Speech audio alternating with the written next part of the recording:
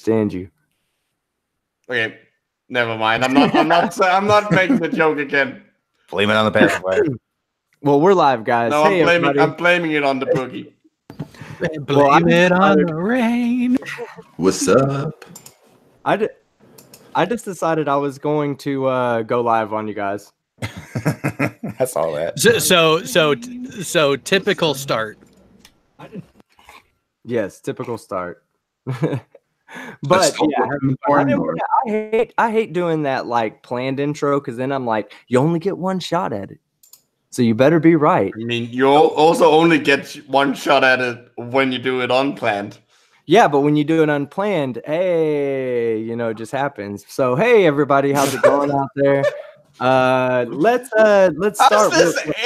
How is this any different? Because it's different. Leave me alone, Micro. It's the character, Micro. It's the character that's more freeform. It's more of our personalities on display. It's not some contrived scripted shit. Yeah, he's literally just a personality. He's a brain inside some jelly. So he doesn't have the looks going for him, does he? Not at all. Hey, I'm chewed.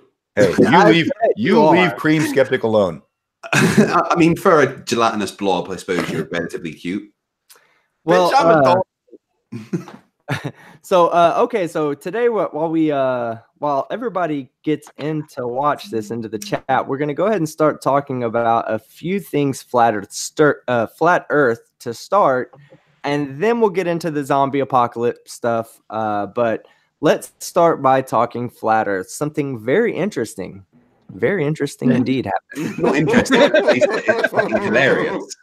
I would say that if you are a fan of Globebusters, you probably should start trying to find videos of theirs that have been debunked so that you can watch it there, because you can't find it on the Globebusters channel. Also, why the fuck are you watching this? No content. If you're a fan of them. Yes, so yeah, Globebusters shut down their. Well, I'm not gonna say they shut down their channel. Somebody told me earlier that they shut down their channel, and I was like, "What? Shut it down?" They're like, "Yeah, they have no content." And I was like, "Hold on, there's a big difference between hiding your content and shutting your channel down." So right now, all of my content is still hidden while I wait on resolution on these copyright strikes, which I still haven't got, guys. I will have to. I'll update you guys on that as well. Yeah, and on my screens they can see what is Globebusters the now. Well, that's pretty much all you're seeing at Globebusters. If I can address this, me and Sly, not even 2 hours ago, actually covered this topic. And go ahead.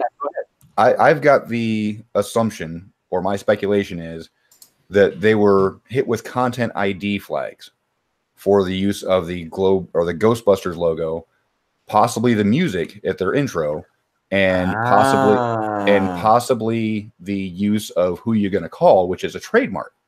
Yep. Mm-hmm. Oh. Which means that they can't monetize their videos. They don't get any strikes. They don't get any repercussions against their channel. It just means they can't get any money for their videos. There was no traffic light in the top right, by the way. Right. So just like Team Skeptic did when he had his content ID matches from CinemaSins, he pulled all the videos down to private. He's going to edit out all of the references that are being infringing, and he's going to re-upload all of his existing videos. That is my speculation. I don't even think their website's there. Oh no, wait, the website just goes to journalism. Well, yeah. So that actually would make sense. Like if that would happen, because like, I mean, I guess technically it's kind of fair use, but I can also see why it wouldn't be. Let's see. Says writer of Dinosaur says, could it also be related to this website, www.globebusters.com? I don't know. I've never been to that. Yeah, if somebody wants to check that website out. Ooh, yeah, that would be a trademark issue. Where does that go to? Yeah, Globebusters, Ace to Ace London to Beijing expedition. Yeah, this looks like something that's legit. I'm guessing it's been around for a while. Share my screen again, people can see that. Yeah, and Hey, what's up, Radical? Well, hey, you know, before we go any further, let's everybody introduce the panel so everybody knows who's on. Because once we get this started, I'm probably going to be sharing my screen most of the time to talk about this this military document that I found. So, yeah, let's start. Hang on. Did you submit this document for approval? I mean, we do have to make sure the proper things are redacted. I spoke to Karen. No, it's unclassified. Yeah, it's declassified. No, not declassified, unclassified. Yeah, unclassified. There is a difference. So, even I know that. So yeah, let's start with the newest guy to the panel, Radical. How you doing, sir? Tell everybody about yourself, and let's hurry up and make this short, brief, so we can get started. Short, brief. Well, I'm Radical, the Unhallowed Knight. I make videos about sillies. That was fucking long as fuck. Yes, no, that was short enough and it's beautiful, sweet. Everybody follow Radical's model. And then we'll go on to the guy next to him, the gelatinous brain blob, microbloganism. Introduce yourself and tell people how cool you are, actually. I debunked biology, stupid. Wow, whatever. He outclassed me. Yeah, he did. He was faster than you. That was all right. You don't have to say your name. The trick is that you don't have to say your name because he already said it. Yeah, but nobody listens to me, so nobody knows who you are now. Why the fuck are they here? Who's this guy even? All right, so the guy next to microbloganism, I'm not going to say his name because I don't want him to cheat like Micro did. He hails from some place on the other side of some pond, and they play something there called European soccer. So go ahead and introduce yourself, Mr. European soccer fan. Hey, I'm Fight the Flat Earth, and I do what my channel name says. He's faster than Micro with the name. Shit. No. I was still faster. But you didn't say your name. You cheated. You said my name. I've never said your name. Wait, just give it time. All right, and next man in line is fellow military personnel, was in the Navy. I'm not going to say your name, so you get a chance to say it yourself. Say it faster than Fight the Flat Earth did. But go ahead and introduce yourself. I am Jared of AT2 Productions, otherwise known as your military overlord. Still faster. That was way too long, but Micro, whatever, dude. Now the last guy, I would have him narrate all my videos if I could, because he has the absolute best voice. Shut up, I have to narrate my life. I'm going to disagree with that. Who's got the better voice? Me. On the panel, or that we know? So Radical has the coolest voice. So Radical and Micro, y'all are the. I would have y'all. No, I mean they got the cool accent. They got the cool accent. Shit! What the fuck are you talking about? That right there. That's what I'm talking about. See, Micro looks and sounds like a squeaky toy.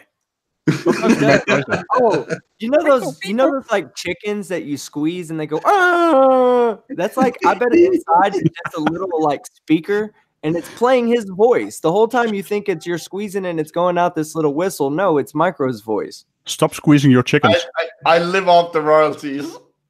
You live off of choking a chicken? Yes. Yeah. Oh, why not? Wait a minute, that means something. I know that means something. Let me look. You're just jealous. Research that, Radical. Research choking your chicken. Should I? No, I would probably not unless you've got safe mode engaged. Yeah. No. Safe mode has to be off for that search. Why would you choke a chicken? It's much easier to just hang its head off. Sean, I apologize. They're trying to keep you from winning this competition of quickest intro by invading your intro, rudely invading your intro. You guys are weird. Sean, please introduce yourself and tell everybody the latest on your situation about having videos come out. Sean Hufford's my name because that's what I was born with, and I'm just me. So it's just fake name. Still faster. Because he had to throw in the He had to throw in the No, if he'd been like, if I'm Sean Hufford, and that's what I do. I did. Mine was one sentence. If people don't know who I am, they should. So I think I can raise your choke to chicken. Slapping the salami. Micro. Bashing the bishop.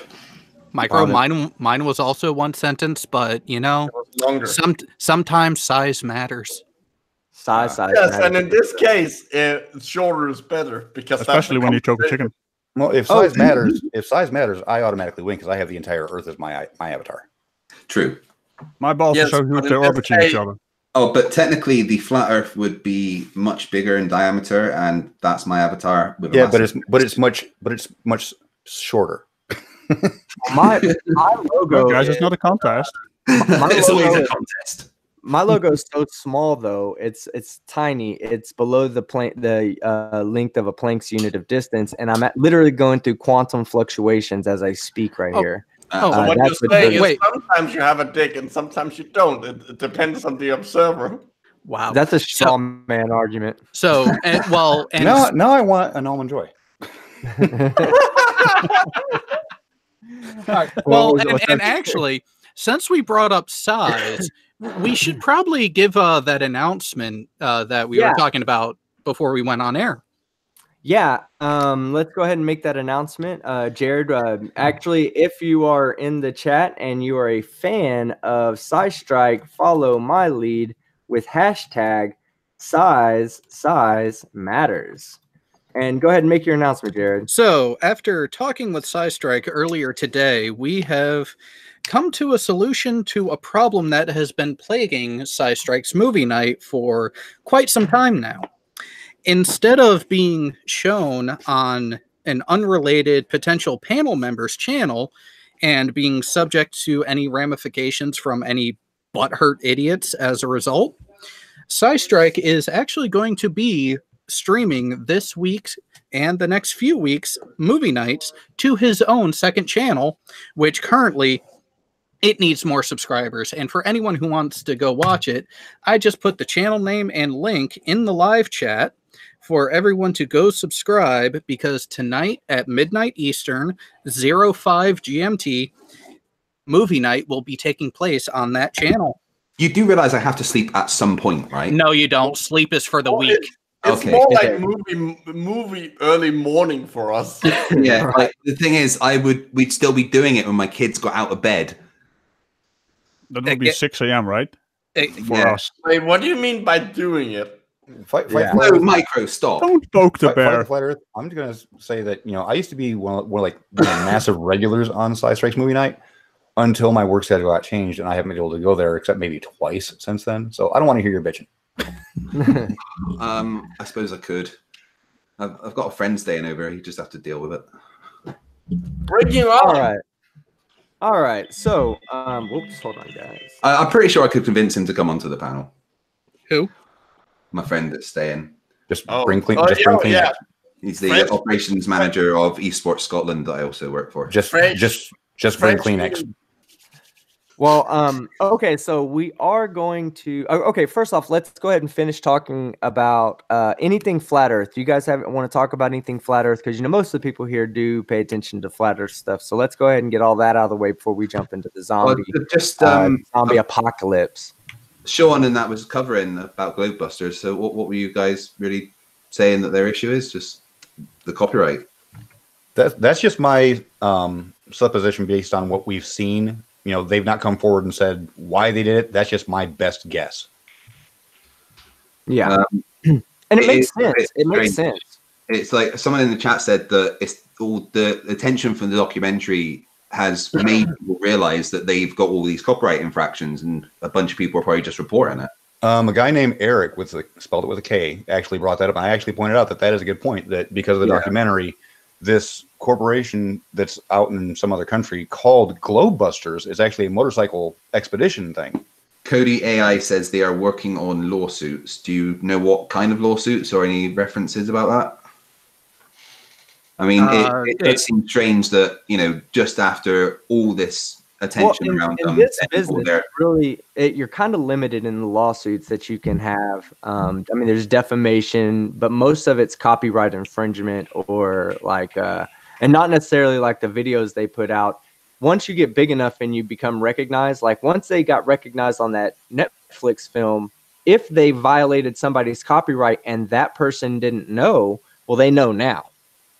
And so that may open them up to different kinds of Can I just say, I watched the ending of that documentary of everyone feeling down, just to see Jaren's heart break. That moment when it literally just, you see it crack. Mandevil says, looks like it's a copyright strike. They've changed their logo from the Ghostbusters. No, I disagree with it being a strike, because if they would have got a strike for the logo, they would have been struck on over 200 videos. Their channel would have been deleted. It would be out.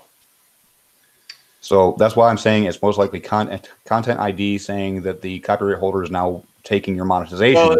Well, it could also be like they might not have gotten it. They might be like precautionary.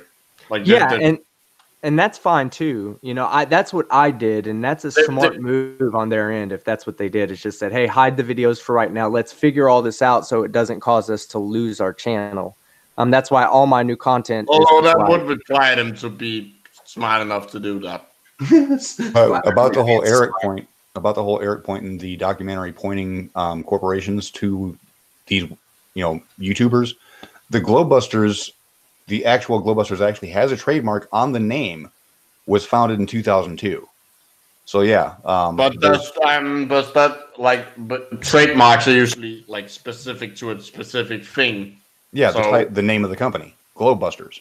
Well, no, but with it, like them or the motorcycle people. But when did the motorcycle people register their name of 2002? Oh, right. So they registered before the Globebusters. Right, and that would lead to legal issues.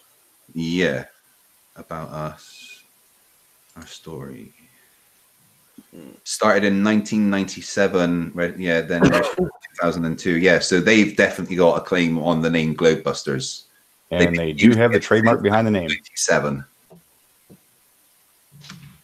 Well, yeah, so that may be it right there. Just the use of copyrighted materials. They might be actually under some financial issues now, since they've been making money off of that logo. Well, that logo's represented the entity that they've made money for. So the logo from the Ghostbusters and the trademark on the name Globebusters are two totally different things. Yeah, both have issues. The whole logo issue is a content ID issue. I think it's much more likely that it's a song. So I just watched a few videos about the community changes they made.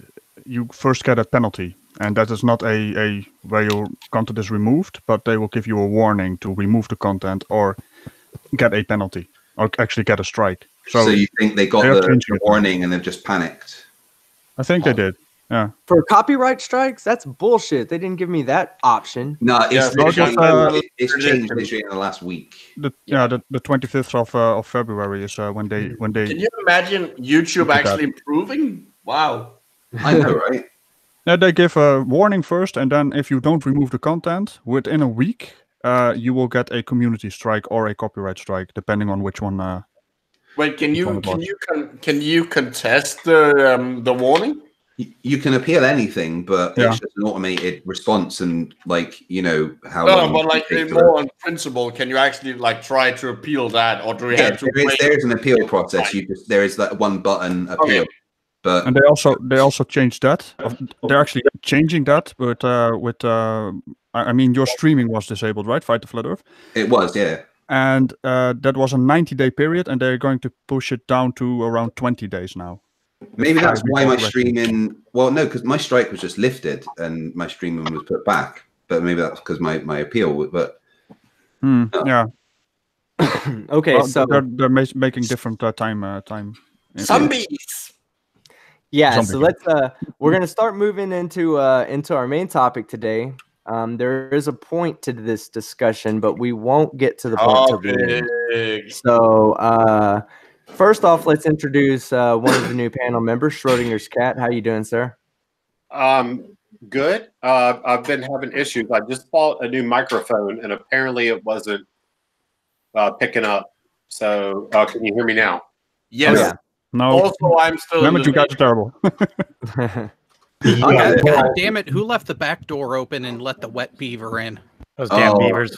I goddamn the beaver. Beaver better be showing up. I paid I answered a back page ad and already gave my PayPal money up. I ordered the naked wet beaver. You don't appear to be. Hold on. It's a beaver. It just chews through the door. Oh, yeah, that's right. I was just talking with some hot wet beaver earlier today. So, Brainy Beaver, you're the last person to join the panel before we start about our zombie talk. So, introduce yourself before we. First off, I want to ask you a question. Have you ever personally in Canada, have you ever come across a zombie beaver? No, not at all, actually. But I've been wondering if they exist for a while. All right, well, good deal. We're about to find out. With one thing I've just realized is that if there ever is a zombie apocalypse, it's going to be the flat earthers that are fine, right? Because there's no brains to eat. All right, so go ahead. Yeah, go ahead. No, I was just going to say, I mean, yeah, if anybody doesn't know who I am, I'm Brainy Beaver. Don't know how much I like my handle, but there it is. And here we are. I'm Canadian and I'm a beaver. I like the handle. You got to keep it. I like it's going to have to stay now, So, okay, so yeah, we have everybody on here. A handle and a beaver at the same time. That's right, Brainy. All right, so Brian Mullins, the Fox, has made a very interesting claim indeed. Zombies don't exist at all. Now, me and Micro have read this paper, and Micro, does this paper not come from the government? Well, not only does it come from the government, one of the types of zombies that it talks about, it actually explicitly says that they exist. Yes, explicitly, and this is a government document, confirmed, guys. And this is outside, like the insect kingdom and everything, right? Yes. This is actually so for anyone who follows me on Twitter, on there, I have amateur necroelectromancer on there as in my description. That is the art of resurrecting the dead, but only chickens. Only chickens. Which is related. Damn it! Only chickens. Beaver, you're only chickens. So I'm actually qualified to talk about this, even though I am only an amateur. Okay, so you're an amateur zombie person. I am sharing my screen now. And what we're going to do is I'm going to read through this, and we're going to stop at certain parts. But in the to keep it interesting, keep it short, we're going to start just with the plan summary, okay? So give me 1 second to get to my page. And wait, we're not going to have Sean Hufford read it in his beautiful voice. Oh, I mean, we could always do that if anybody would like to step in and read. In fact, we'll change out readers, so I'm not. Just, can you go to the top? I want to see where this came from because I know something about. Hold on. No, we're not gonna cover everything at first. We're going to come back to this. All we're going to say is that this is a legitimate government document. It also comes legitimately from the military, from the Department I know of a legit government military document talking about zombies, so I may be able to speak to this. Okay, well, yeah, we're just going to go through this document right now. If you have any true insider information, hold that until the end because there is a point to what we're doing here. Will do. I'm just for the. For honesty purposes, I'm telling you right now that this is all coming from the U.S. government. This is not something that I've made up or adjusted or anything for comedy interest or for to keep things interesting. This is a legit document. Okay, so we're gonna start with the plan summary. And give me a second. I'm gonna move the mic so I can position things a little easier to read. Okay, so. Down. Do I need to turn it down a little bit? No, okay, so scroll down a bit because you're actually you're literally revealing the joke right now. But whatever. No way, I'm not. Plan there summary. There we go. All right, so the plan summary says the statement is this con plan is a contingency-oriented plan designed to be used as a best point of departure for crisis action planning. So this is actually a training document for dealing with particular types of crises that would occur, that could possibly occur where the military would be called in. Wait, So- crises? Crises? Crises. I mean, it makes sense that the Crisis military would be is- called in if you have zombies. Yeah, it's zombies and crises today. So, Zombies. No, it's clearly zombie. I'm very interested myself because I remember something about this, but I don't remember where it went either. So I'm kind of like gritting my teeth waiting too. Okay, so the purpose, it says, the plan fulfills fictional contingency plan guidance asking for U.S. Stratcom to develop a comprehensive we'll call it JOPS Level 3 plan to undertake military operations to preserve non-zombie humans from the threats posed by a zombie horde. Yeah, there's quotes, Non-zombie. So everybody else. The word you're looking for is human. Yeah, everything but flat earthers. Yeah, that's what, so yeah, posed by the threats posed by a zombie horde, because zombies pose a threat to all non-zombie human life, hereafter referred to as humans. Oh, good. Right, they've got that right. So when we say humans from this point forward, we mean non-zombie humans. U.S. Stratcom will be prepared to preserve the sanctity of human life and conduct operations in support of any human population, including traditional adversaries. The objective of this plan is therefore threefold. Yeah, sorry, my screen's a little light. Establish and maintain a vigilant defensive condition aimed at protecting humankind from zombies. If necessary, conduct operations that will be directed, eradicate zombie threats. That will, if directed, eradicate zombie threats to human safety. Oh yeah. Will if directed. So in other words, they'll kill you if they have to, just to save humans. And C, and civil authorities in maintaining law and order and restoring basic services during and after a zombie attack. I mean, this should basically be the recruitment brosure for the American Army, right? Right. You want to shoot zombies? Yeah. I would sign up for that. You're not even in America. Fuck it, I would sign up for it. I want to shoot zombies. This sounds like fun. So if you're new to the stream, here's what we're covering. We're covering this document, and that we've gone over the purpose of the document. The document is basically a guide at keeping civility during a zombie attack. Okay, so this is they're not what saying the US Army should do if the zombies attack. Yes, wait. Their plan to ensure that humanity will remain, like that government will remain in contact, that civility will remain in contact, and everything despite the zombie apocalypse. Well, hang on. I'm curious. Can we scroll back up a little bit? I thought I read something kind of intriguing. A little higher. Jared, you can't read. Hang on. No, go up a little more. No, well, that's where I started right there. Don't reveal. No. There was something. No. That's not to be revealed. Okay. We're not classified. I need to know basis. That's the hard deck up there. See, that is classified information. This is why I asked about if it was redacted before. Yeah, because I wanted to make sure that it's no longer redacted, so that's why we can't show the top of it to give away what this is a leak, just so we're clear. That's why I asked. I'm well aware of this document. Yes. So He wrote it. defensive operation. Those operations armed at monitoring the environment for zombie-related threats and preparing capabilities to respond to the same. This plan's defensive branch within Annex C details protective and preventive measures for humans in response to the threat of scenarios identified in paragraph 6 below. We'll get to 6 in a second. The system of zombie conditions, ZCons, or zombie cons. That's such a good name. ZCons, yeah. We'll call it ZCons because that's so cool. ZCons, so, like it. Yeah. Hey, that's actually the right way, damn it. Absolutely. No, it's not. No, it's not. They call them zebras for Christ's sakes. Yeah. Zebras, yeah. It's sad. What about Dragon Z? Hey, listen, I grew up 2 letters named. Listen, I grew up my whole life thinking that I was saying it wrong as a Canadian until I saw Trevor Noah say zebras only not even last year.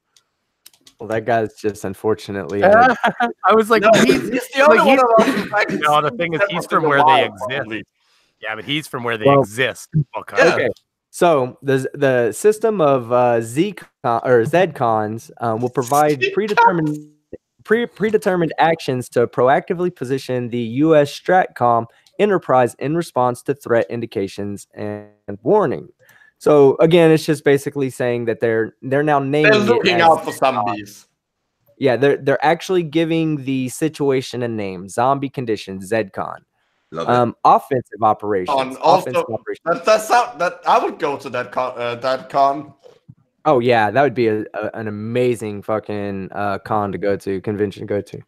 So offensive operations. These operations where U.S. Stratcom has been directed to eradicate zombie threats to human safety using military capabilities as authorized by POTUS and SecDev. So obviously, this guide is going to be a way of keeping the President of the United States and the Secretary of Defense in a position to make to be shot callers, to make the calls for the government. Wait, but isn't that kind of a bad idea at this point?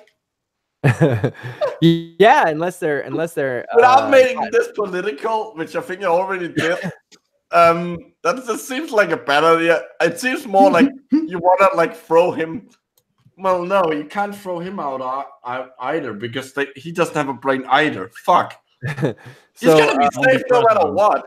No, somebody would toss him to the zombies and say, "Oops, well, president's gone." Yeah, but they're gonna ignore him.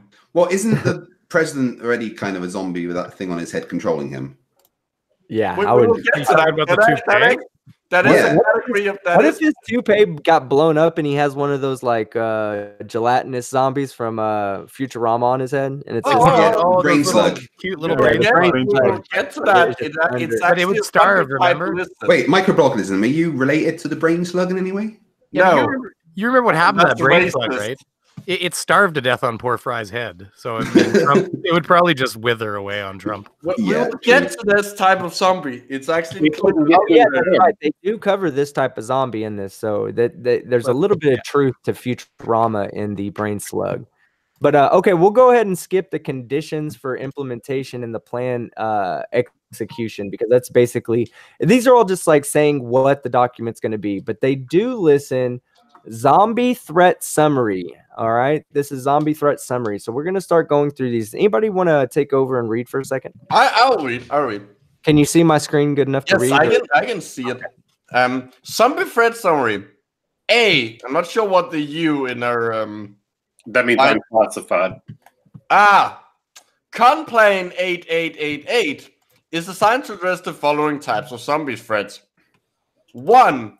Pathogenic zombies. PZ. PZs are zombie life forms created from an organism infected by a virus or bacteria or some other forms of contagion. So your 28 days later zombie or like your modern zombies basically. 2. Radiation zombies. RZs are zombie life forms created after an organism is infected by an extreme dosage of electromagnetic and or particle radiation. I'm not sure how I don't feel infected is the right word here. No, not really. Exposed to C4, like you don't get infected with radiation unless you're the Hulk. Evil magic zombies. These are my favorite.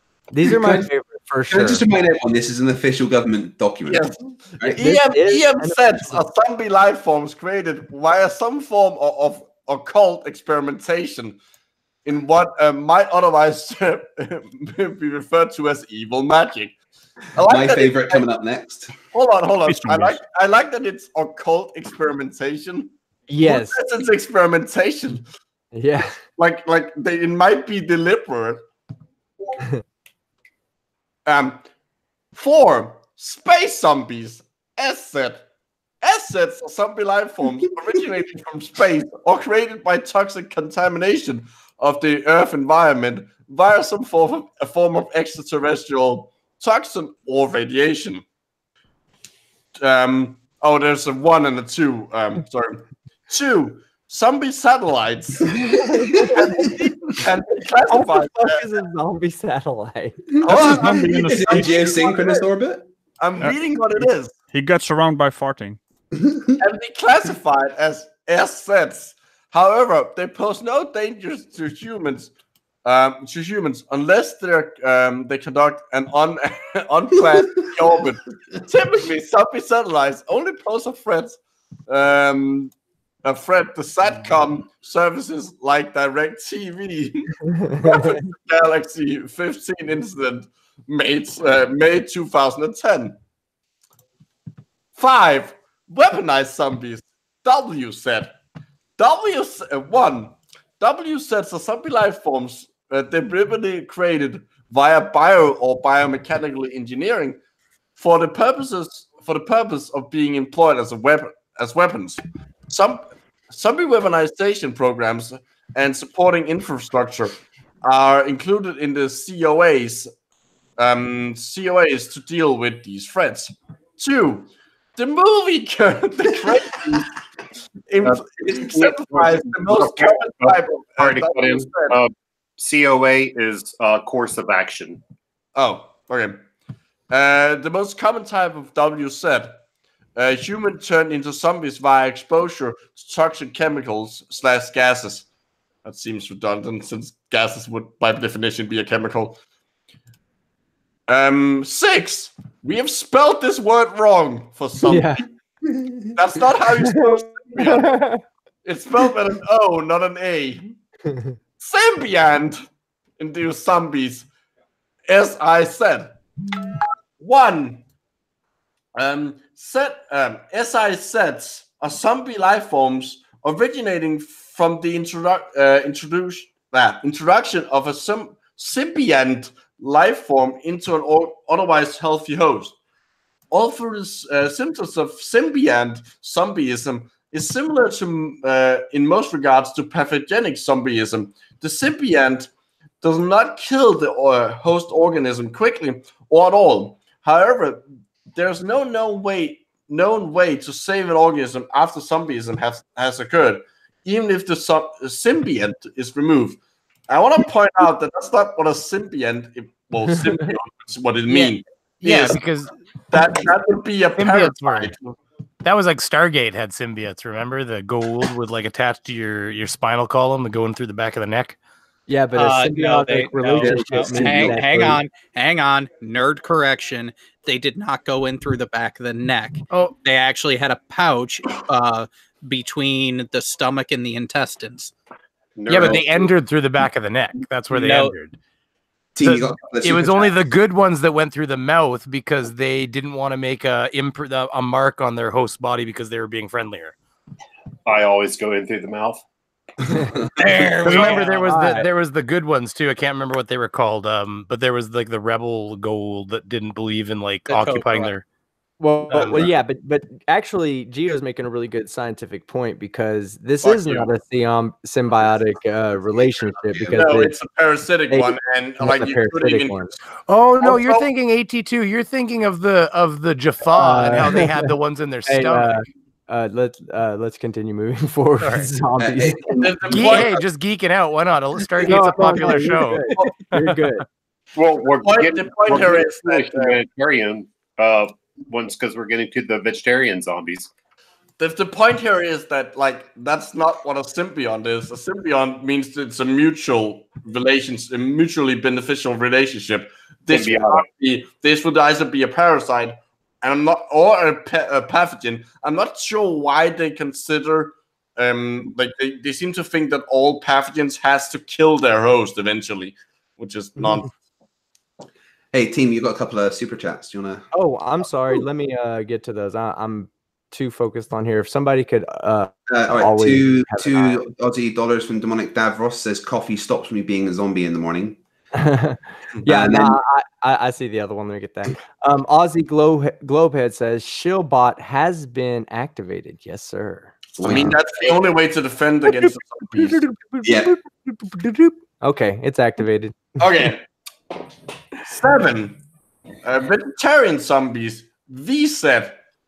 1. VZs are zombie life forms originating from any cause any cause, but pose no direct threat to humans because they only eat plant life, as indicated in the popular game Plant vs. Zombies. Although plants do not attack humans or other animal life, they will consume all plant life in front of them. They can cause massive deforestation or elimination of basic food crops essential to humans: rice, corn, and soybeans. They're missing potatoes. 2. Of note, there's wait. Potatoes aren't vegetables. They're a root vegetable. What else would you call them? Crap. Oh, fried potatoes are pretty good. Potatoes are amazing. Fried potatoes. Hey, you're only saying that because you enjoy using one as a microphone. All right, so finish off with vegetarian zombies, and before we go forward, I want to address something in the chat. 2. Of note, where normal carnivorous zombies commonly groan the word brains semi-comprehensively, these sets can be identified by their aversion to humans, affinity for plants, and their tendency to semi-comprehensively groan the words grains. But who said the military couldn't be funny? Yeah, so Fletcher Isler says, are we saying that zombies are coming and are real, or is this discussion just hypothetical? Well, we're actually not. We're going to get to that point in a minute, Fletcher. Right now, they've already covered that the fact that they're not saying that zombies are real and that a zombie attack has happened. This is a contingency plan for if zombies were to attack. Now, there is something to say about that. There is something to say about that, because let's say if it wasn't a real threat, would they really go to all the effort of making this actual military document? So we'll go ahead and we'll cover all that at the end of whether this is real, hypothetical, or just planning, or what it all means to the whole process. But yes, we'll go ahead and continue. And go ahead and continue, since you're actually a chicken zombie expert, Micro. Yes. Well, not an expert. I'm an amateur in this, but like I'm probably the only one who actually has any experience in this on the panel, so this seems fair. With chickens? No, raising dead chickens to do my bidding. Okay. So, zombie chickens. See, this is where using the correct set is important. Otherwise, you're just saying CC. C set. Although it sounds ridiculous, this is actually the only proven class of zombies that actually exists. 2. C sets were first documented by Jonathan M. Forrester, 4th of December 2006 online article, Zombie Chickens Taking Over California. 3. C sets occur when old hens that can no longer lay eggs are incorrectly euthanized by poultry farmers using carbon monoxide. The hens are then deposited in large piles to decompose. The hens appear to be dead when buried. I thought they were being put in piles, not buried. Yeah. But inexplicably come back to life and dig themselves out of the pile of dead chickens. After reaching the surface, C sets stagger about for a period of time before ultimately expiring due to internal organ failure. 4. C sets occur when... Oh, wait. C sets are you scrolled. I did, because it was covered. The Google Hangouts thing was covering it. C sets are simply terrifying to behold, and likely only to make people become vegetarian to protest animal cruelty, which is how you get the vegetarian zombies. They appear to be no direct threat to humans. They are different from W sets, so weaponized zombies, because they are the result of actions taken to kill a living organism, vice actions to deliberately reanimate dead organisms or impair life functions to a minimal function. Yeah, let me address Bullwinkle. Bullwinkle in the chats donated $5, said actual zombies, members of Antifa, people who work at the DMV, and players and coaches of the Buffalo Bills. And I 100% agree with you. The players and coaches on the Buffalo Bills are freaking zombies. So also cordyceps. Yes. All right. So let me get back up to the top so that way you can go to the oh wait, this now we're going on to environmental effects. I think since this is a new section, I think someone else should. Yeah, I was gonna say, hey, Radical, we have people saying that you have the best accent on the internet. Would you mind reading? Can you read? First off, and then second, I can read it. Yeah. Reading is not a thing. Radical is Geo, so why doesn't Geo just read it? Fuck you. Yeah, right. We are the same. Where were we, by the way? Environmental effects. Yeah, the bottom says environmental effects, so we're going to start at the top with the text up here. It's bad enough that Team Skeptic keeps calling me Geo when we play games. Apex, yeah. Because I don't have time to think. Well, like, can everyone else stop doing it? I'm not Geo. I'm not German. So you're not good enough? But like I said, even let's say I was in that game and I'm just in the state of mind where I accidentally call you Geo, I would never assume that you were also a chemist. I would know that you were a proctologist. And that just makes it even weirder.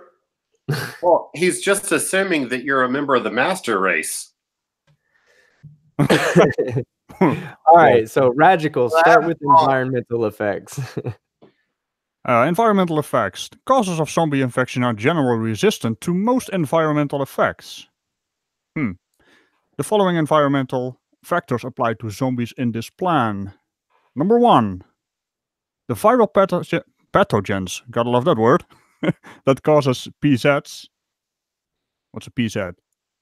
Pathogenic zombie. Okay, yeah. Have some vulnerability to ultraviolet light.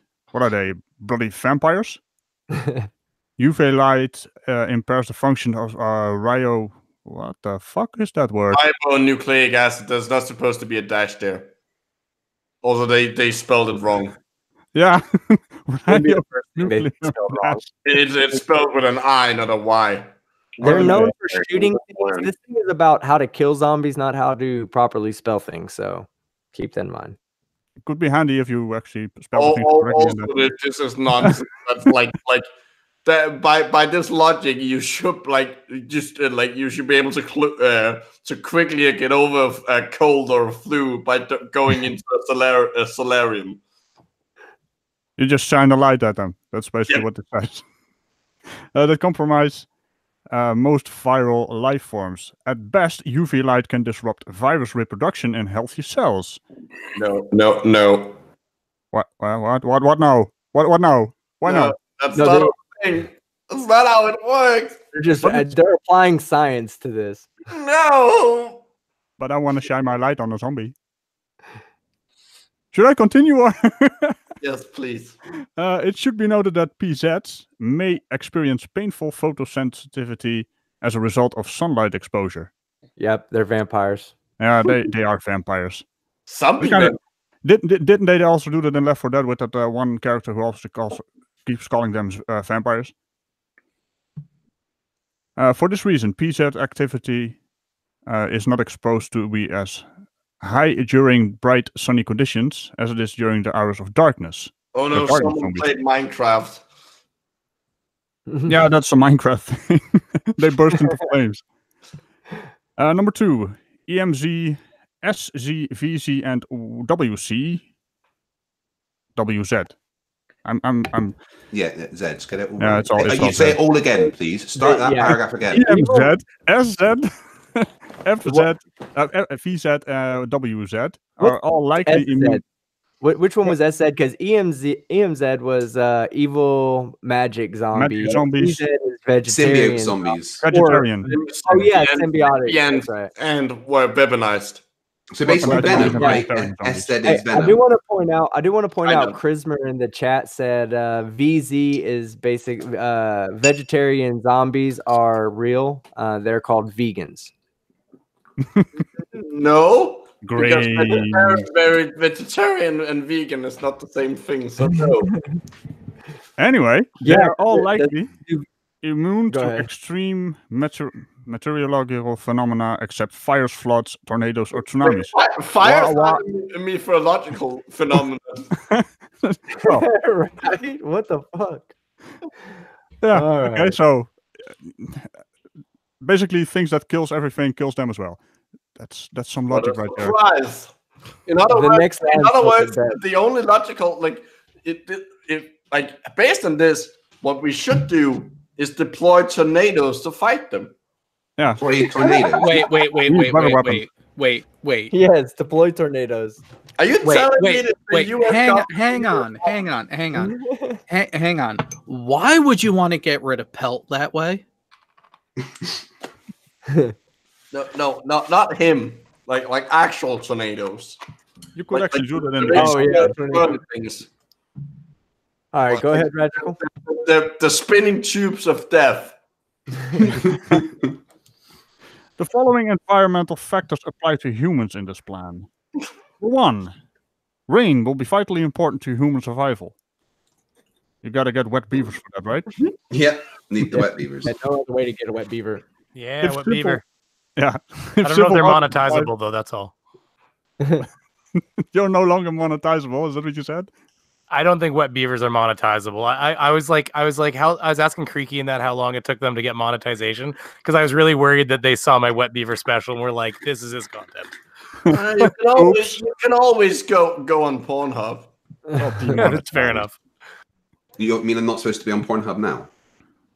No, I meant he could like put his content up there and monetize. I thought you were being quiet. Fight the flutter. There's a whole beaver section on Pornhub, probably, right? Great, my whole evening is ruined. Possibly, I'm not going to do that search. All right, go on, Radical. Yeah.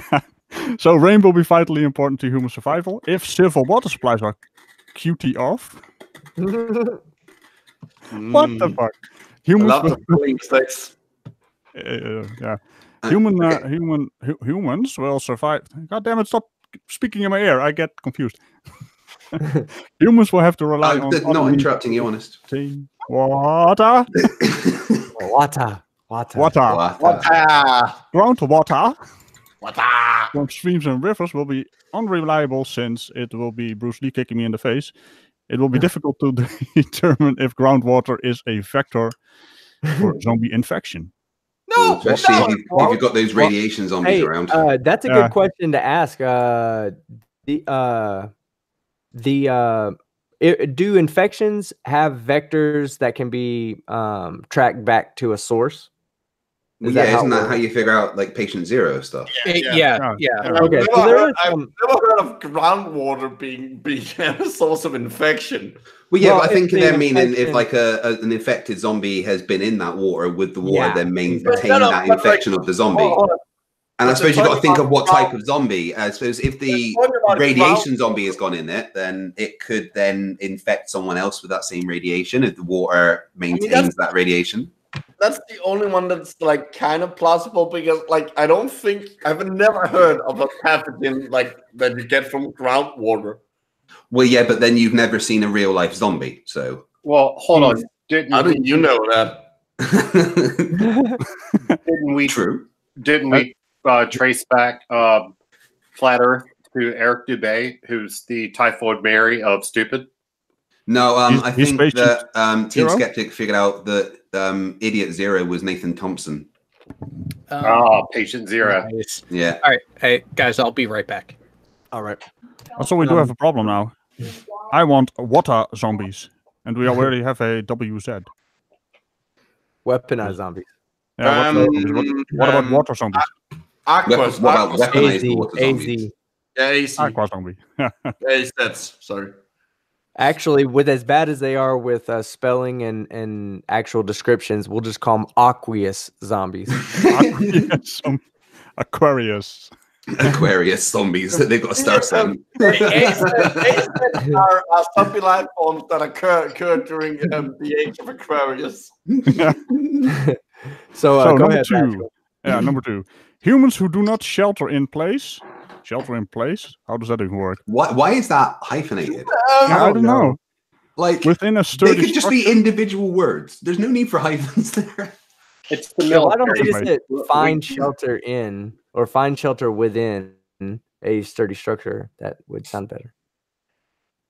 So it's I'm gonna hyphenize hyphen. One everything. hyphenize. I hyphenize everything. That's my new favorite word, and it has to be. I hear you making notes. What the hell was it? Shelter in place with a sturdy structure that protects them from the direct effects of air currents, farts. That could. Why did I just laugh at farts? Yeah, because you're a child, but that's okay. We love you, though. Or direct exposure to radiation zombies. That's the superhero zombies, right? With an increased risk of contamination, death, or injury. Oh, that's terrible. And that's 2C. Why is that C? Why is that C? 1, 2, C. Okay. Stop it. It starts with double I. Okay, so C or 3. Although these threat scenarios are meant to be an all-inclusive USS Stratcom. What? It's all blurry. Wait a minute. I moved it on accident. Yeah, it goes blurry and now it's back. Must be postured and flexible enough to respond to any emerging threat due to different zombie disaster scenarios. Annex C appendix. Well, I need an appendix for that. Defensive operations and Annex C appendix 2. That's also somewhere else. Offensive operations. What the hell was I? Offensive operations provide a solid foundation for full spectrum operations against most populated zombie threats. That is a sentence that almost makes sense. Yeah, that's almost like a Phuket words series. No, welcome to military verbiage. Yeah, exactly. It's not supposed to make sense. If it made sense, it wouldn't be a part of the military. What are you talking about? They just use words. Well, the point is that they didn't put a whole lot of effort into this because this is just a con plan.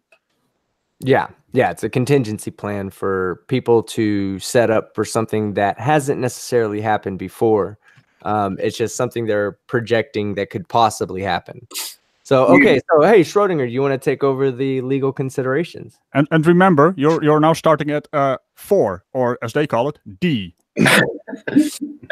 Am I reading, or can I make an explanation of what this thing is first, or do we? We'll go back. We're going to do that at the end. We're going to explain the document in full at the end. The only thing we're giving up to people, and in case you're new here, we're having fun with this, yes, but this is a legitimate government document.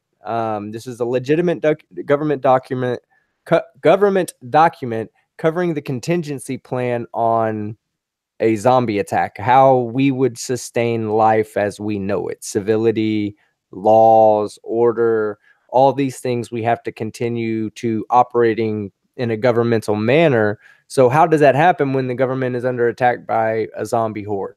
And that's what this document is actually covering. And there is no alterations to this document. We are reading it word for word, and it's coming from the military. In fact, most of you can see that when I'm sharing my screen. I don't know if you can see the website, but it's stratcom.mil.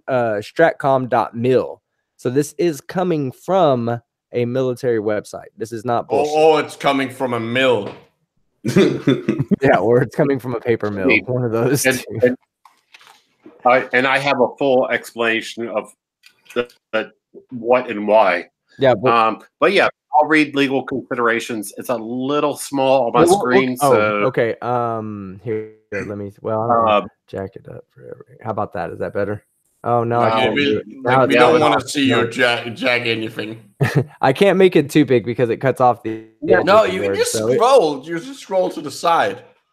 Just zoom in and scroll to the side. You see the bar at the bottom? There you go. Do computers. Don't worry, it's not the size that matters. I've heard about how you size matters. I keep telling my wife that all the time. Yeah, I tell your wife that. Does she believe you? She said it's okay. snap, She said it doesn't matter, right? That's not what she told me. I mean, then she turned over and she started weeping. I'm not sure what about. It's a good thing you didn't hear fight. Her answering you was followed by that question, or followed the question of, do you think therapy is working for us, honey? No, she said something about bringing a friend into the bedroom. I'm not sure what she was talking about. It was a guy She was talking about the dog or something. I'm not sure. Is that why she called me? That's right. You as well. All right. Go ahead, Schrodinger. Let's get back on All topic. right. Zombies, guys. Chapter D, for some reason, unclassified legal considerations. U.S. international law regulate military operations only insofar as a human and animal life are concerned.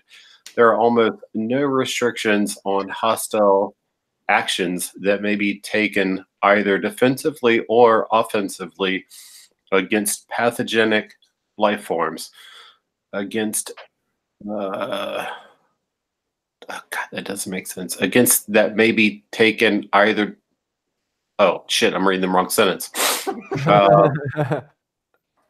It's really small on my screen. I apologize. It says. Oh yeah, are you on a phone right now? Identities or traditional zombies, given the likelihood of all-out threat to human survival.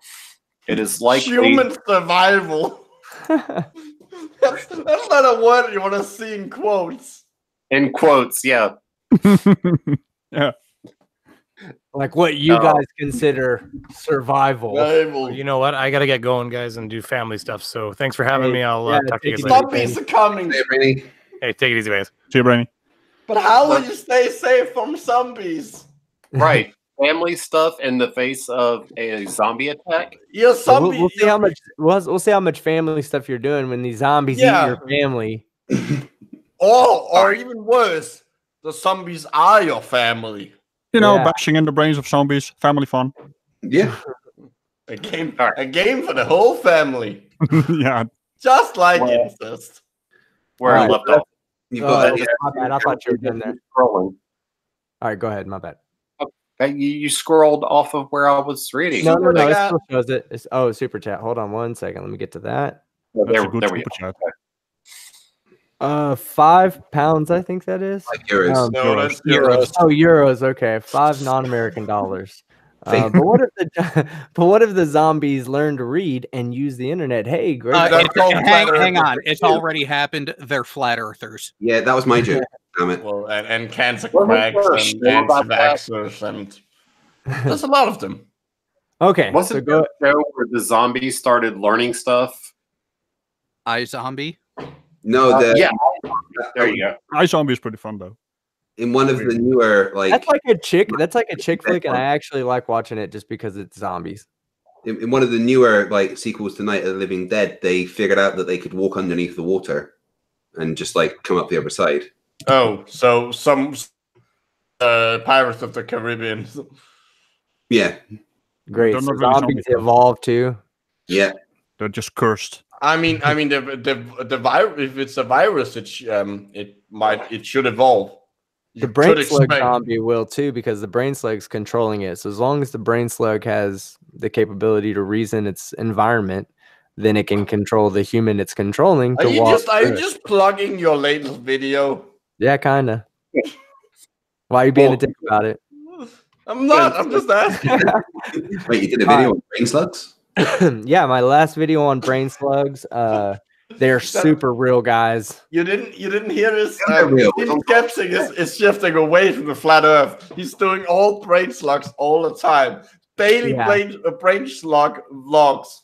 Flat Earth is dead. Brain slugs is where it's at. Or slob. Just All because it's my turn to read right now.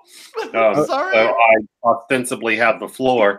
I just go ahead. to let you know that I have dessert for everybody because the Morgile left his phone number on one of his videos, and I have it right here. And I'm willing to call him live while we're all here. Yeah, that needs to happen. Yeah, that's gonna go well. Just like CC. Guys, let's stick to the zombies for a little bit, and then we'll get back to all that. The other zombies. It's Morgile. Come on. I'm just saying, dessert. When we're done with this, yeah, let's dessert. Just, have some Because dessert. we're about to actually get into the planning here. Phase, shapes, phase, deter, seize initiative, dominate, stabilize, restore civil authority. Yeah, yeah. So, that would be the. They call it Op Plan 8888. Yeah. Okay. So let's go ahead and hold on. Like Let's go ahead 4 and do that 8 wasn't that the train that the that the movie Unstoppable was loosely based on? The actual like the name of the actual train that was that. I'm looking this up. All right. Well, so if you take 8888 and subtract 8855, what do you get? 33. It was. Haha, I was correct. 33. Not even. All right. So phase 0 shape. So here's the defensive operations for phase 0. Conduct general zombie awareness training. Yeah. That sounds awesome. Obviously. This is what we're doing right now, right? I mean that's just like zombie movies. Wait a minute. You guys didn't have that training already? No, not me. Okay. Navy that did it. Well, yeah. Ensure the readiness of the CBRNE protective equipment. So, got to make sure that all your zombie protective gear is good to go. So, chainsaw and shotgun. That's chemical, biological, radiological, nuclear, and environmental. Oh yeah. Why is radiological and nuclear separate? Because there's other ways of getting radiation into stuff than nuclear weapons. Yeah, but no, you can just say radiation. Yes, except nuclear radiation is in a separate category because you have fallout. You don't get that from regular microwave radiation. Okay, that kind of makes sense. But I would just have one category radiation and include both. So that was defensive ops. The offensive ops is conduct normal combat operations trainings. Yeah, because you got to be sure your people know how to shoot zombies in the head. I mean, they walk fairly slowly. So, well, I played a lot of Xbox recently. That counts, right? Yeah. Yes, they ran. Where the zombies were running. Yeah, that was the one. 28 days later. Yeah, World War Z. World War Z was awesome. That movie, I like that movie. That movie, they had zombies a minute and 15 seconds into the movie. The zombies were just smashing everything. I was like, yep, I'm watching this start to finish. All right, and then ensure forces conduct annual hazmat and co-op training or coop training. Probably means something. What does coop mean there, shipmate? It's cooperative. It's like interdisciplinary. Okay, so that's just the first part. We're gonna go all the way to dominate, right? We're gonna go to phase 3. We're just gonna read the defensive tips for the defensive ops for phase 3 domination of these zombies. So first off, we're gonna do is lock down all U.S. Stratcom operating locations for 30 days. Assume mission-oriented operations locations. Initiate distributing of the CBRNE protection equipment. Activate co-op plans. Place deployable command and control capabilities on alert. And it says for the offensive, if necessary, begin limited-scale military operations to negate zombie threat. So at this point, that's fancy word for saying shoot them. Shoot them on site. So yeah, so as you can see, we'll just go over the offensive ops moving forward from there. Issue orders for defensive forces to kill all non-human life on site. Wait, hold on. Animals. That would literally mean, there's a tree outside. We must kill it. Initiate bomber and missile strikes against targeted sources of zombie infection, zombie support infrastructure using all available forces. Then we move on to the stabilized one. Target all main body and holdout vectors of zombie influence contagion using all available military capabilities. Continue all actions from previous phase. I'm sorry. And then, of course, the restore civility. That's just going to be making sure you get everybody in. So let's get over here. Let's find some more cool shit in here, right? All right. That's okay. That's just explaining what we just saw. Supporting plans, collateral plans. We'll go with that. Jared, you want to start there? If he's here. Okay, he's not here. Who wants to read? I can read, but who wants to read? Where are we at? Oh yeah, you can go ahead and fight the flat earth. That collateral plans. Okay, 8 collateral plans. The following US Stratcom plans may be implemented collaterally with Complan 8888.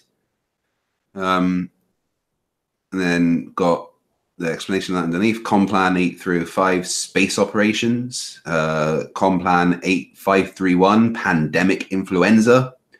Complan 8099 combating weapons of mass destruction. O-Plan 810 deterrence and global strike. O-Plan 8001 omnibus support plan.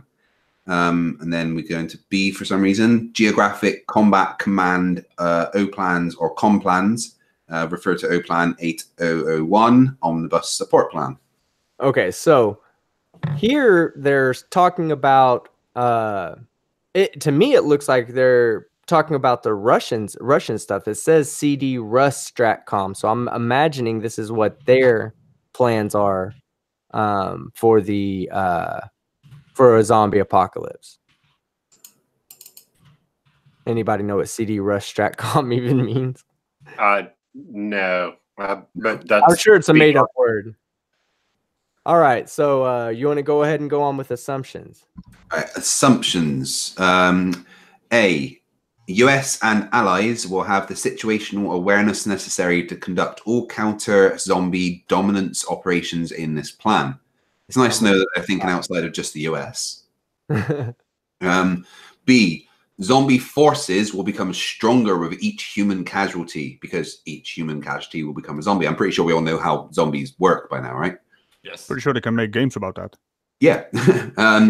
C. US and allied forces may be degraded as a conflict emerges and progresses. D. LOAC will not apply to zombies. E. Domestic law enforcement agencies will address any US-based attacks involving zombie until martial law is declared. F. There is no known medical cure for zombie pathogen. At this time, it can be assumed that once a human turns, they cannot be cured or reverted to human status. So that's just free reign to shoot them in the head, okay? I mean, that kind of makes sense because you would expect a zombie pathogen to degrade your brain or like damage your brain beyond repair. Yeah. Sean Hawkins made a good point though. Russian Strategic Command. That's probably what Rus Stratcom. Harry Warp also says CDR space US Stratcom, which would stand for Commander of US Strategic Command. Right. No, that is what that means. Yeah. Anytime you see CDR in front of something, that means the commander of the entity, which is the entity. So what does I'm assuming CONUS means continental US? Yeah, CONUS. Yeah, CONUS, continental US, which is the contiguous 48 states. Right. Moving on from that, we're to seek out the nearest CDC for any hopes of medical breakthroughs during a time of pandemic.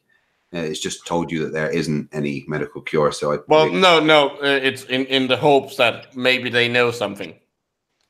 Fair enough. G, the only assumed way to effectively cause casualties to the zombie ranks by tactical force is the concentration of all firepower to the head. I think they said it best in Shaun of the Dead. Best way to kill a zombie is to remove the head or destroy the brain. I think Barney from Half-Life said, "Aim for the head, you can find it." I would like to point out that that's not always true. That Dead Space has a very it's a good example with the necromorphs, where you have to shoot the limbs. Yeah. Hey, and a couple of things. Kaiser Schnitzel says LOAC is laws of armed conflict, and Tau Ceti Alpha says just nuke the infested nest. Much safer. Yeah, cool. Assuming they have a nest. Nukes. Starship Trooper style. Yeah.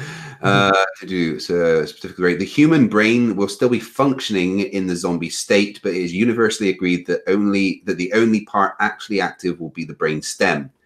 H, the only way to ensure a zombie is dead is then the zombies wouldn't be a threat because they would have no way of like orientating themselves. Their senses wouldn't work. Yeah. The only way to ensure a zombie is dead is to burn the zombie corpse. EMZs are the only that might actually be a bad idea because there are certain pathogens that are able to survive very high temperatures, and when you burn them, you could actually be spreading them. Yeah, right. It does point out that the the evil magical zombies, that they don't, burning them doesn't work. So watch out for those magic ones. The chaplain. Yeah, hold on. Before you go to the next one, this was the one. Listen, when I saw this was presented as real. Okay, this was presented as a legitimate. What do you mean it's not real? Well, no, I'm saying it was presented as the government is secretly preparing for this, and you need to be aware of this. And we are like months away from a zombie apocalypse, and this was like a year or two ago. But what caught my eye about this is I was watching it going, yeah, whatever. And they were like, yeah, this is a real military government document. And I saw a word in the in this next sentence that Fight the Flat Earth is about to read that made me say I need to cover this. Go ahead. I wanted us to get to this part. The chaplain corpse may provide the only viable means of combating the evil magical zombies. As such, atheists could be particularly vulnerable to EMZ threats. You hear all that? You hear that? You Christian haters, you non-believers. Oh, you're all gonna turn into EMZs because we are particularly vulnerable to evil magic zombies because the chaplain can't help us. Hold on, maybe that depends on how the magic works. Maybe not believing the magic. It's like maybe you have to believe in the magic for it to work on you. Yeah. Maybe the religious people are having a problem with that. It's nice of them to assume that it's like Christianity is correct. Maybe Hinduism turns out to be correct, and it's like Hindu magic. Hey, but they have zombie Jesus, right? Well, isn't there a priest on The Walking Dead? No. Okay, yeah. Was Jesus? Jesus is not a zombie. Jesus is not a zombie. He's a white. Yes, he is. No, not Jesus. The black dude. And then the prophet to remember Jesus. Jesus is not a zombie. Okay, Jay. Because accurate intelligence related to zombies will be hard to obtain using traditional methods, planners will have to. It's all right. We've all played like Left 4 Dead and stuff. We're fine. Planners will have to assume worst-case scenarios derived from popular culture references, books, movies, comic books. I forgot video games there. To adequately model zombie threats. So it's literally just telling you guys to go and watch The Walking Dead to be prepared for a zombie apocalypse. Watch out for boss zombies. Hindu zombies don't eat cows. That's true. So if you eat a lot of beef, are they going to kind of avoid you? No. If you eat a lot of beef, they're kind of after you because they're protecting the cow. Yeah. What if one Muslim zombie? They'll bypass the fat people and go right for you. Oh man. Okay, K. Even if infected by a zombie contaminant or pathogen, human biology requires a regular intake of water and food. Absent proper hydration to offset the effects of progressing zombieism, zombie-infected humans will experience organ failure that will immobilize or kill the host within 30 to 40 days. Yay! So there is a. There's a way. We're fine. So we need to build an ark. Is that what they're saying? Pretty much. Like next line. L. Marketing materials for most hand sanitizer products indicate the product kills 99% of all germs, although none of these products has ever indicated any biohazard level 4 pathogens like Ebola. It is entirely possible that products could limit or delay the spread of pathogen-based zombieism if properly employed. I love that. Wash your hands with hand sanitizer to stop the zombie apocalypse. Marketing materials for most hand sanitizer products indicate the product kills 99% of all germs, but not Ebola. Oh, don't assume you're getting your Ebola cured just by spraying some Purell on your hands. Yeah. And you're also not protecting yourself against a zombie apocalypse with Purell, guys. Yeah, especially if the zombie pathogen mutated from the Ebola virus. I think you skipped one there. It's a virus, not a bacteria. I'm just moved down to the next page. But if it's a pork-based hand sanitizer, you're protecting yourself from the Muslim zombies. Yeah. What we're at, shortfalls and limiting factors. No, M on the upper left. M. Zombies are undead and thus feel no pain or fear of death. Riot control countermeasures would be completely ineffective. Do you agree with that? I mean, like, I don't think if they're Adam's gonna do anything. If they're if they're like, they say they're undead, but if they're infected by a pathogen, then but they're not undead by definition. Like they're alive. Yeah, only the magical zombies would be able to be that makes a good undead. point. What kind of chemical weaponry could we apply to them to cause cellular breakdown? Well, like mana drain. Everything. Like they were. What was used? What did Kim Jong-un use to kill his brother-in-law? Because that's simple right there. Yeah, you don't need to get that fancy. A gun or a flamethrower will do it. Well, yeah, but if you could spread a bacteria that could specifically target. Yeah, that's what I'm saying. That's way too complicated to make.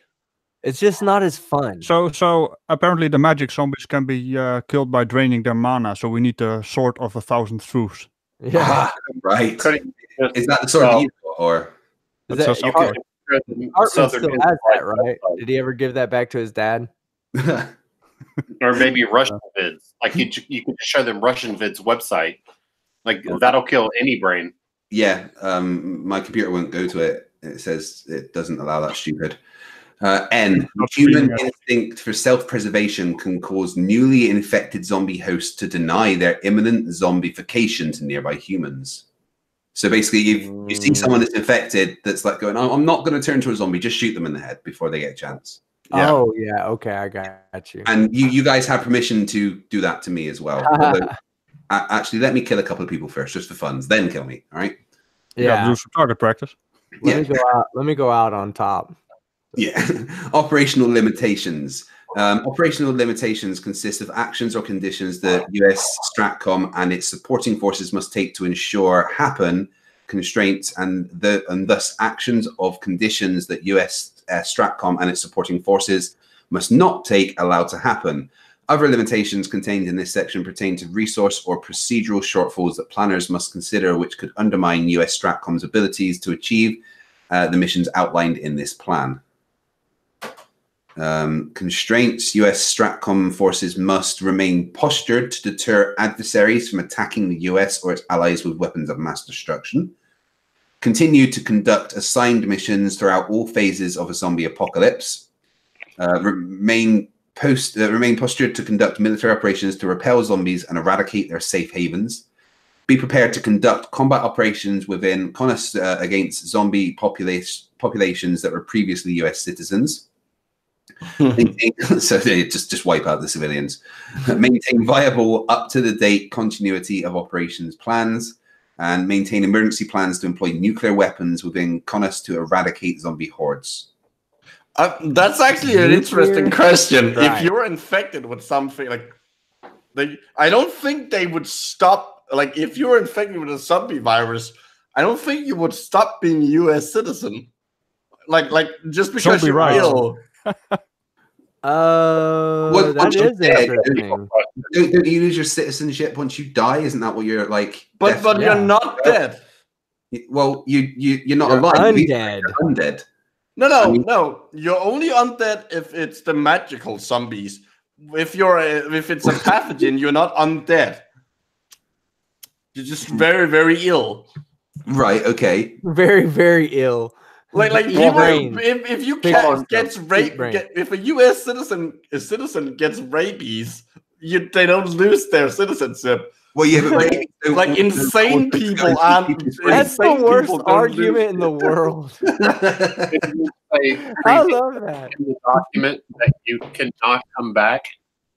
Yeah. Yes, but you're still like the point is you don't stop being U.S. citizen just because you get ill. That's not how this works. Like that works. So Hey, let me Tim, get this straight. Are Tim's there going to be some sex in the chat? Oh, okay, my bad. Let me get to those. All right. Bjorn Kamitz, I hope I said that right. Bjorn. 50 sex. 50 sex. fucking sex, guys. I'm gonna have so much sex tonight. It's gonna be so awesome Swedish just krona. because of these 50 sex. Don't ruin it. It's sex. Svenska corner. Don't ruin it. This is hilarious. But are people taking this seriously? Bjorn, we're actually going to cover that in a second. There is some seriousness to it, and there's a good reason for it to be serious, or for certain aspects of this to be taken serious. So I think the answer. The obviousness of this article is showing that there's two sides to it. You know, one is something that is not, we don't have an explanation for. We don't really think zombies are going to happen. At least me, I don't. Except for the chicken ones. Yeah, I mean, except for the evil magic ones. I'd love it. No, the chicken ones. Yeah. The chicken ones are real. But it even says that in this document, the only ones that are confirmed to be real are the chicken zombies. Yes. So, but there's a reason for this, and we will get to that in one moment. But let's see what else there is before we go. Let's see if there's anything worth looking at again. Command relationship. Nah, that's boring. Yeah, there's some blah, of it that's blah, blah. is also unclassified. Yeah, about those civil problems, they're going to be lawyer zombies, right? Oh God! What if people start like the rights of zombie, the rights of the recently undead, there's going to recently be alive. There's going to be people do the protesting Shaun for of the like zombie rights. You know, treat the zombie, don't kill the zombie. They did it in Shaun of the Dead. And yeah, there's they a did thing- it. what's the game? They did something like this in one of the is it Dead Rising? I think it is one of the they have like like basically like they have some organization fighting for the rights of zombies because they were once humans. Right. I do want to. I want to cover this though. I think this is pretty good right here. The basic plan, the counter zombie dominance, right? The operations basic plan. Part 1 is references. So here's what you should reference if you want to survive the zombie apocalypse. Okay, reference A, National Security Strategy of the United States, March 06. B, Unified Command Plan 2011, 6 April 2011. Now, I believe both of those are actual legit documents. C, Ordinance for Employment of the Force. That is also, or I'm sorry, guidance, right? You know, guidance for employment of the force. D, Joint Strategic Capabilities Plan. C, U.S. Stratcom Current Operational Orders and Directives. F, this is where it starts getting good. The Zombie Survival Guide, Complete Protection from the Living Dead by Max Brooks. G, The Zombie Survival Guide, Recorded Attacks by Max Brooks. I love the next one. The next one's my favorite. Yeah. H, World War Z, An Oral History of the Zombie War by Max Brooks. Brilliant. I, The Zombie Combat Manual, A Guide to Fighting the Living Dead. I mean, that should be Berkeley. in everybody's living room, right? Every single Yes, person should have the Zombie Combat Manual, A Guide to Fighting the Living Dead. Listen, look at Jay. Jay, zombie chickens taking over California. And there's actually a link to it. I think I gotta jack. Yeah, I think I gotta jack that link and put it out there. And then K, Zombies vs. Unicorns by Justine Larbaster and Holly Bragg. All right, so my God. Let's see. I feel so bad for that unicorn. The thing that happened to it, like I cried. To be fair, Zombie Unicorn would be a great band name. Yeah, granted. What kind of music? Who cares? I'm guessing. I'm guessing some kind of like Thomas the Tank Engine. No, I'm guessing like it's like heavy metal but more upbeat and happy. Oh, team, you got another super chat. Happy metal. Oh yes, yeah. Let me look at that. And guys, if I happen to miss your super chat, just spam us as hard as you can, and one of us will see it, and I'll read it. And particularly, you want to spam him with super chats. Yeah, do that's that. not what I said. No, I appreciate it. No, he's making me look bad, guys. I appreciate all your super chats. But Micro does not speak for me. Geo does not speak for me over here. I do speak for you because because I'm your brain slug. He's a biological disaster, guys. So oh yeah, right. You can't tell the difference once they start getting excited. It gets to that high pitch that no normal humans can even derive like conversation from. I still can't get to the level of Scotty Storm. Oh God. I think there's some things that Scotty Storm says that only dogs can hear. He's ultrasonic. I think he's a bat. Well, if you say it have to be shirtless, you know, Scotty Storm. I mean, humans can do echolocation. It is possible. Some blind people are able to do it. So, yeah, $5 from Chris Kelling. Here's something to go towards making the shopping mall a defendable position. Day of the Dead type. Yeah, that's where I would go somewhere where I could at least make it to the roof. So as long as I had an inside out of the floor plan, I would find it a high ground. Yeah, you got to have high ground in a zombie attack, guys. You got to have high ground and lots of ammunition. And an option to stop them from coming in, from climbing up. And you have to have an exit strategy for once the horde overtakes your position, you must get out of there and be able to get to a new position. So have all that planned out and you should be okay. And one thing you have to remember, and this is actually an area that I'm pretty screwed in, is to survive if there's two of you, you don't have to outrun the zombie, you just have to outrun the other person. That's the other person is your walking lunch pack. Yeah. But you know, just befriend fat people that have no just make sure they aren't infected. Hey, Tau Teddy Alpha hit it, man. Get a tank. Exactly. Get a tank. Yeah, because that's easy to do. They just lie around. Okay, what do you do after a couple of days when that thing runs out of fuel? Well, that's the thing. You don't have to really move in a tank. You can kind of sit there in one spot. They can never get in. Yeah, yeah, it's a mini fortress. In the military, we call a tank a box in which to die. Well, yeah, when you have things that can kill tanks. Yeah, the thing is, eventually the zombies are gonna are just gonna overrun the tank. You have to get out and get food at some point. What tanks have you ever experienced that can be opened by anything biological? You have to get out. Yeah, you can't stay in the tank forever. Yeah, well, yeah, but if it's also, I'm pretty sure it gets very, very hot in a tank when the air conditioning in it isn't running. Do they even have air conditioning? Park it in the shade, man. What tank? Park it in the shade. Come on, bro. You got another super chat. Yeah, Alex took €2 in that's pounds. That's pounds. Oh, great, guys. Alan Cook, £2. The euro looks like an E, and the pound looks like a L. Pound. Why is that? Yeah, I know. Pound. Weird, right? That looks like a freaking E. No, it's the pound like, sign. It's based on LB for pound. Guys, I'm posting in the chat what a pound sign looks like. All right, I'm an old school person. That's what a fucking pound sign looks like. That's right? a hashtag, not a fucking pound that's sign. An octoform. That's an octoform. Those are pounds. Cool. Yep. That's an Is that what it meant when you're on the phone and it's like press pound to continue? Yes, that's right. Yeah, but the correct name for it is an octoform. So you guys are probably that is what that sign is actually called.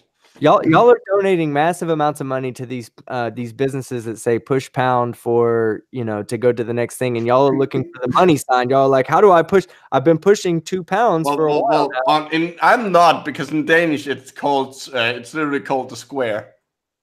Yes, we're not very like that's a stupid name.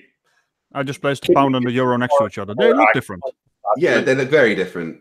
It's like the euro tried to copy the pound and just didn't do it. It's like you get the off-brand supermarket stuff that almost looks the same. That's what the euro is to the pound. Okay. I fact hard ass pounder. Yeah. See, read that ass hashtagger. No, it's ass pounder. Exactly. Yeah, we'll have that philosophical discussion on what's wrong with. That's not a philosophical discussion. With what's wrong with Europeans and their symbolisms or whatever. That's what we're gonna. We don't have. I don't. Wait. Hold on. Fuck you. I don't. We don't have a symbol. Ours is normal letters. Oh, you have. Look, you have some actual dollars. Yeah. I understand this. I understand this very easily. No confusion necessary. $5 from DePooch. Stay in the tank and hope that something else makes noise or movement. Maybe they'll get bored and move on. Yeah, they don't get bored. They stay there because they know you're in there, and they just stay there looking at it. They can smell you, scratching it and pulling their nails out on it. Ugh. You notice how that they have to say US dollar on there, whereas they don't have to point out that it's the British pound. Just saying, we're more individual. I think there are other countries that use pounds. Shut up. For weight. No. I think there are. I'm pretty sure there are other countries where the currency is called pounds. Yeah, like British like territories and stuff that aren't actually part of Britain. They use it and it's different, I guess. Like the Isle of Man, you can't use their money on mainland. Well, that's because it's the Isle of Man. Yeah. So everybody type in the chat, pound size matters. Now, which pound? The hashtag, the pound sign? We're getting this. The man pound. We're gonna make this happen right here. Oh my god! I guess I was typing in that. I'm gonna have to rechange that. That doesn't. I just asked if size sticks matters. What? I'm pretty sure. Calm down. When I put it in there, I just missed my fingers. I misaligned them so that S was aligned with D, Z was aligned with X, and E was aligned with R. So it was like LB size Dixer matters. Yeah, no. Dixer just sounds like a competitor to Grinder. All right. Unirocks 2 is one just question here about fuel. What is the expiration date on that stuff? Because in movies they use that stuff for years and years, maybe even decades. Most fuels will have a preservative in them, especially when you have the red dye diesel. It's supposed to last longer. But, it won't last forever. No, but I think it would probably evaporate most of the actual petroleum and stuff in it eventually, right? Yeah, and there's no as much as I love the Mad Max movies, they're completely unrealistic because diesel and gasoline wouldn't be you wouldn't be able to find enough of it to actually have an army of weird cars. Unless they have a refinery. And let's face it, those cars do not look like they do many miles to the gallon. No. They look like there's a sign they're definitely not a Prius. To not do that. It's funny if they were driving around in Prius. In reality, they would probably the best transport thing to have in the post-apocalypse would probably be some kind of bicycle, horse and carriage, or solar panel. Things, most fuel is about 6 months, and you can put preservative into it. I know this because I do this all year. About 6 months, and then it tends to congeal and it clogs up your carburetor. Oh, yeah. So what you're saying is movies are not realistic. Yeah, you have Like Nathan Thompson's going to be right, because as Team correctly pointed out, he shits in his gas tank for biofuel. All right, so let's start moving back into the part that I can explain this document like accurately. Not yet. I think we're pretty much through it. Oh, yeah. enemy forces sounds fun. Yeah, we're gonna cover a few things because right now they're doing situation. We're gonna get to part 2 in situation. It says, in light of the inherent. Oh, first off, shout out to Unirock 2 in the chat. We already talked about Globebusters earlier. We were just minimally talking about it. We're not sure exactly what the actually. Hey, if you have any information on the Globebusters, any insider information, or you know anything, let me know. I'll send you a link in. I don't know for sure, but I heard someone saying that they got porn bombed last night, and then when I got up this morning, I saw the news about all their content being gone. I don't know if the two things are related or if they even did get porn bombed. Yeah. But from what I saw, P. Mars was involved. So it's very about possible. The wrong zombies. Well, you know what? Okay, yeah. So let's go back to this. So, in light of the inherent survival threat posed by zombies and absent specified guidance for detailing planning to address such a contingency, U.S. Stratcom has taken the initiative to develop a JOPES Level 3 plan, CON plan, which is contingency plan, consisted with guidance derived from other specific planning efforts to ensure U.S. and allied freedom of action from zombie domination. As a result, many specified tasks documented in this plan are taken from high-level strategic guidance documents. Now, this part is probably has a little truth to it right here, at least a little truth in what they're saying, because there are high-level strategic plans for a lot of things. Yeah, events that like this, like global. Guess what? The U.S. Army plans for shit.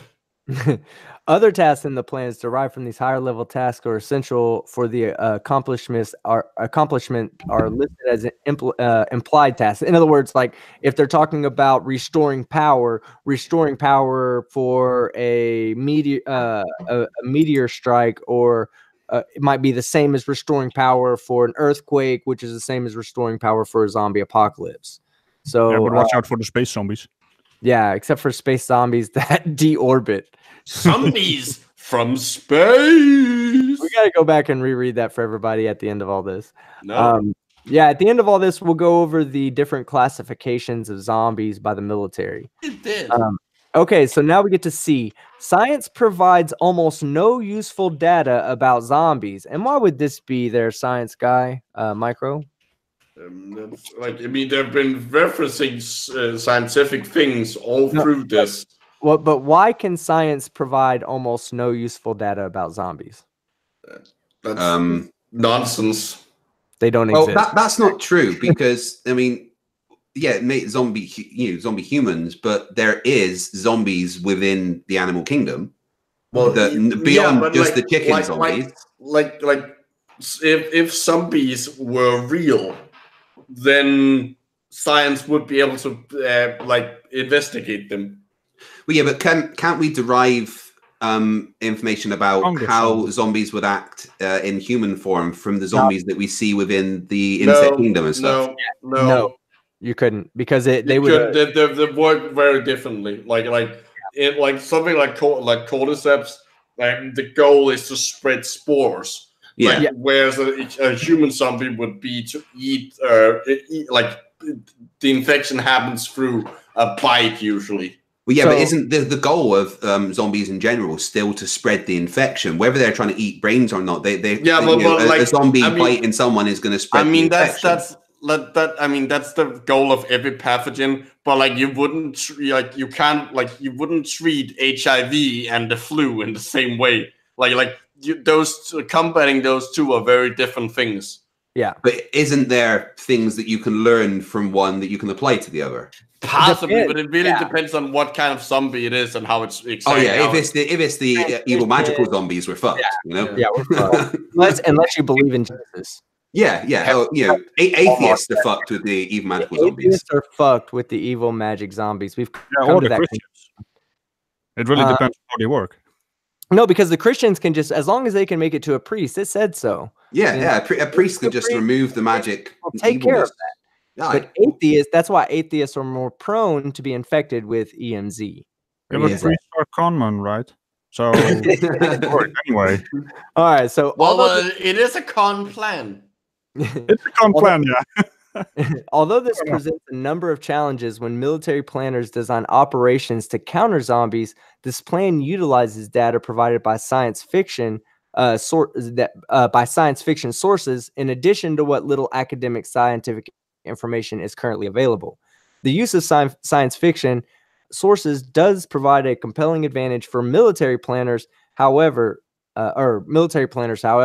In almost all cases, science fiction scenarios significantly enhance analysis of course of action, facilitate COA, which was course of action, facilitate COA, wargaming, and adjustment, and provide insight for planners with regards to the development of facts, assumptions, risks, and a version of group think or cognitive bias. In short, the most robust a science fiction scenario related to zombies is, the more useful it is for planning purposes, regardless of how outlandish it might be.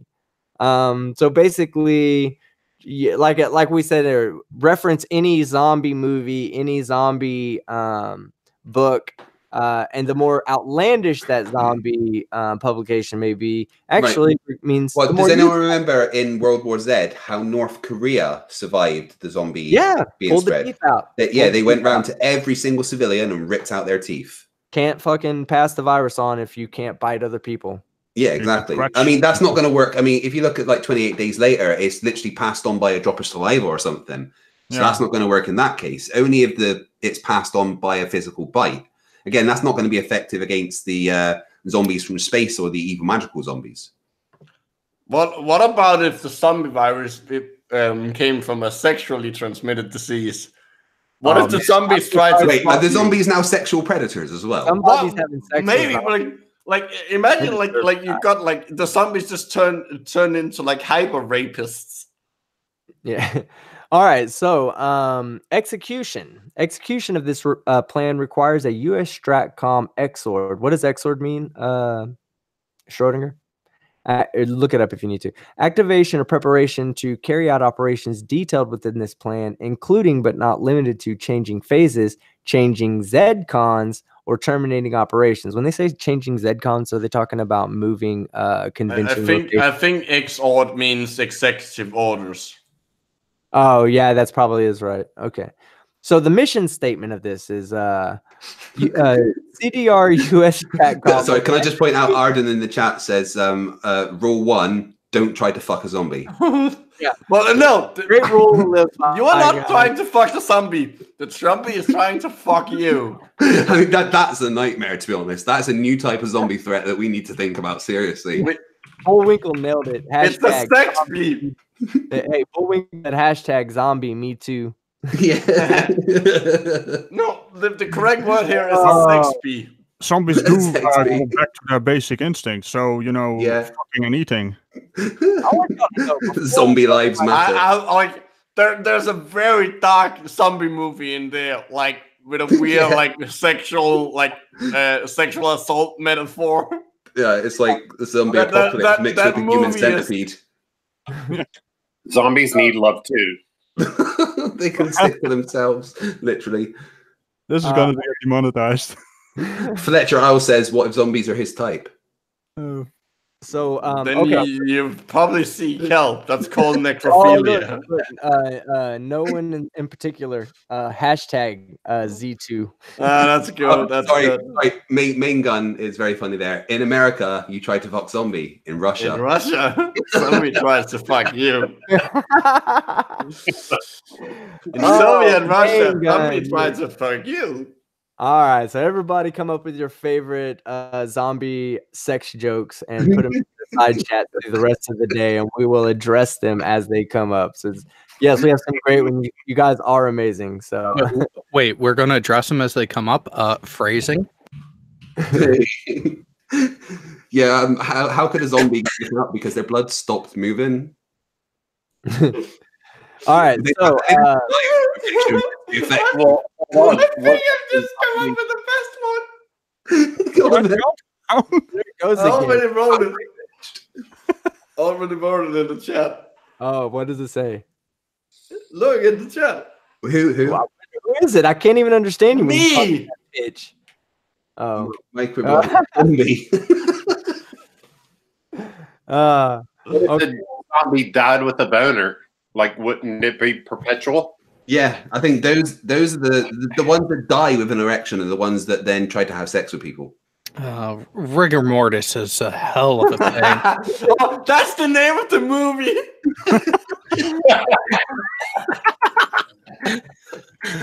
Oh, yeah. Stop it. I'm telling you, man. Before I've done in my life, I'm here talking about. I started YouTubing. I was convinced I was going to heaven. I started YouTubing. I said, fuck, I'm going to heaven. I'm going to see you there, mate. That was much more fun anyway. Fuck All at the the cool dead. people are there. Oh, Would that's Daragon Lagoon. Fuck off the dead. All right, so we're gonna jump up to flexible deterrent options. Okay, so flexible Oh my god. Sean Hawkins says, "What's the best thing about killing 24-year-old zombies? There's 20 of them." Yeah, 20 of them. That's like, what did Michael Jackson love about 24-year-olds? There was 20 of them. Oh, yeah, I have an even better Michael Jackson joke. What's the difference between Michael Jackson and a plastic bag? I don't know. No idea. No, sorry, a shopping bag. So fuck, I fucked it up. You ruined the joke. It's Damn done. Okay, what's the difference between Michael Jackson and a shopping bag? One is made of plastic and dangerous for children to play with. The other one is for carrying groceries. Hey, so I just got back. Have we made it to the top? We're talking about sex zombies, brain. Combies, get it right. Okay. It's called Classification combies. is always called cumbies. All right, so If they die with an erection, you have to watch out. here we go. All right, flexible deterrent options. Flexible deterrent options, or FDOs, are applicable only for nation states or evil magicians who are capable of creating weaponized zombies or evil magic zombies. Refer to Annex C for additional details. And counter zombie dominance and flexible. Zombies cannot be deterred. Now we're gonna get to the enemy forces, so I'm sure this is gonna pick up a little bit. Okay, so we're gonna jump to, I guess, I of E. There are 8 classes of zombies addressed within this plan.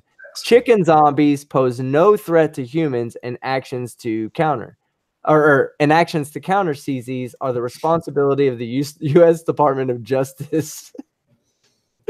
Wait, I would have Homeland Security. I love the agriculture. Yeah, agriculture and FDA. The zombie threat. They should just have said the agriculture, like the USDA. I love when they say the Department of Justice for the chicken zombies. So okay. Because it's because not euthanizing an animal. Euthanizing an animal improbably is a crime. So okay. So the zombie threat classes are the pathogenic zombies, PZs, the radiation zombies, RZs, evil magic zombies, EMZs, space zombies, SZs, weaponized zombies, WZs, and misspelled symbiont-induced zombies, SIZ, and vegetarian zombies, VZ or vegans. Why are you saying Z? Because we agreed on that at the beginning. Of the 8 classes of zombies, 4 are caused by natural phenomena that can be reliably monitored and predicted. Zombies caused by natural phenomenon are PZ, RZ, SZ, and SIZ. So evil magical zombies aren't a natural phenomenon? No, they can't. So what we're saying is these are the zombies that can just happen because shit happens. Pathogenic zombies, radiation zombies, space zombies, for whatever reason, are on that list of natural. Wait, so zombies falling from space is a natural phenomenon? No, I mean, if you're flying over the Ukraine, you might be. That's not what space zombies are. Space zombies were the zombies that where it's like originated from but wasn't there also space radiation or space toxins that makes you a zombie? Wasn't there also a space zombie that was in orbit or something? Yeah, that's zombie satellites. And how did they get there? Right. Why is there zombies satellite? I don't understand. No, zombie satellites are the satellite are decommissioned satellites that you don't have control over anymore. And they're making anytime you fly over Ukraine, there's a chance you're gonna fall out of the air. All right, so RZ radiation zombies can also be caused by man-made phenomena like the I'm not gonna say Fukushima reactor, but nuclear reactors. Well, nuclear reactors that cause radiation leaks, basically. Of the 8 classes of zombies, 2 are caused by man-made or it says of engineered phenomena or engineered phenomena, maybe, that can be identified or can be reliably monitored and predicted. Zombies caused by man-made phenomena are radiation zombies and weaponized zombies. So we can create pathogenic zombies would also be on there. Like you can also engineer a pathogen. Yeah, you could. Yeah, you could engineer pathogen. That would probably actually be the easiest way to make one. And then art can also be caused by natural phenomena. So if you had a radioactive something come from space, you have natural nuclear reactors. Be like in the movie Rampage, right? Something comes down, makes everybody all infected. Well, Terry Davis in the chat says that Aussie zombies don't exist, and I have to disagree because I did debate Flat Earth Jesus. Well, no, they're just that they're upside down. Yeah, they all fell off. That's the thing. Because of bendy water and all that. Yeah. All right, so let's keep going. Of the 8 classes of zombies, 1 type is caused by occult phenomenon. We all know that one. That's the EMZs. The ones that are going to fuck the atheists. Yeah, the ones atheists are just fucked. Sorry, guys. You should have believed in God, or otherwise you would have not been. That's an interesting version of Pascal's wager. Can't you just say I accept Lord Jesus as my savior, and then the zombies will? Oh, damn! Done. Based on most science fiction sources, EMZs, despite being the hardest threats to eliminate directly, because remember, I don't know if you remember, but I think this is the one that you can't kill by hitting them in the head, right? Yeah, they're just going to carry on magic. Yeah, they have to be some sort of non-magic. No, it has to be a priest to someone from the chaplain corps has to save you. Yeah, exactly. There's evidence to suggest that the chaplain corps may prove integral to countering these threats. Okay, so Micro, you want to pick back up right there with 5? The one that says of the 8 classes, or it says. I guess it's light on my screen. I need to turn the darkness up. Of the 8 classes of zombies, 1 type is created by undetermined phenomena. Zombies caused by natural phenomena are VZ. So that's vegetarian zombies. I'm not sure why vegetarian zombies. I'm not sure why they're a natural phenomenon.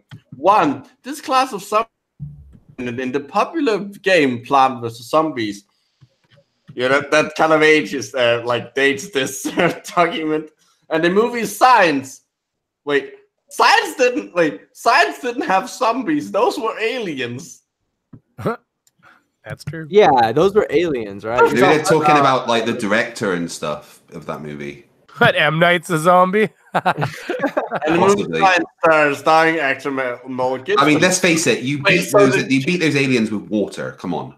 So wait, it was part of God's plan. Come on, it's contaminated, man. Hold on, if Mel Gibson is involved, does that mean he's gonna blame the Jews for the zombies?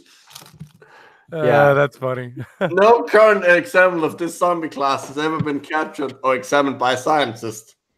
W. Planning. For plan purposes, the worst case threat scenario for the con plan is that is the emergence of a zombie phenomena, highly transmissible, high attack rate, high virulence, no, high virulence would be a good thing. That would mean that the zombies would die out quick, and that would hinder the spread. They don't understand what virulence means. Little or no immunity and limited effective countermeasures, only susceptible to destruction of the brainstem. I mean, all right, I gotta hop over to start setting shit up. I'll catch you guys later. See ya. Okay, I want to point out that, yeah, you can only kill it by attacking the brainstem. But if you cut off its legs and arms, it's not gonna do a whole lot. It's just gonna lie there. It can't move. This event would produce a situation in which the Department of Defense would experience significant negative impacts on readiness, i.e., personnel availability, training, unit manning, equipping and deploying the force. Isn't personnel availability and unit manning kind of the same thing? Wait, we're deploying the force, so we're back to the midichlorians? While being simultaneously directed to provide substantial support to civilian authorities and deter and/or respond to opportunistic adversarial aggression. Well, hey, before we go forward, I want to skip up a little bit so that way we're not just, because some of this is just basic stuff, but I want to go to IV, enemy center of gravity. Oh no! Go ahead. You want to pick up from there? Well, here I'll get it. Once a zombie phenomenon is capable of efficient, effective, and sustained transmission, its center of gravity will be the geographic speed at which it can spread, attack rate within the host population, and the virulence of the zombie phenomenon. Because that's what you said. Virulence is actually virulence virulence is a measure of how how severe something is, in regards to pathogen, and it usually correlates how easy it is to kill you. So you want a higher virulence or a lower virulence? Well, the thing is, we want a lower virality. Something that wants to spread would want a high virality. No.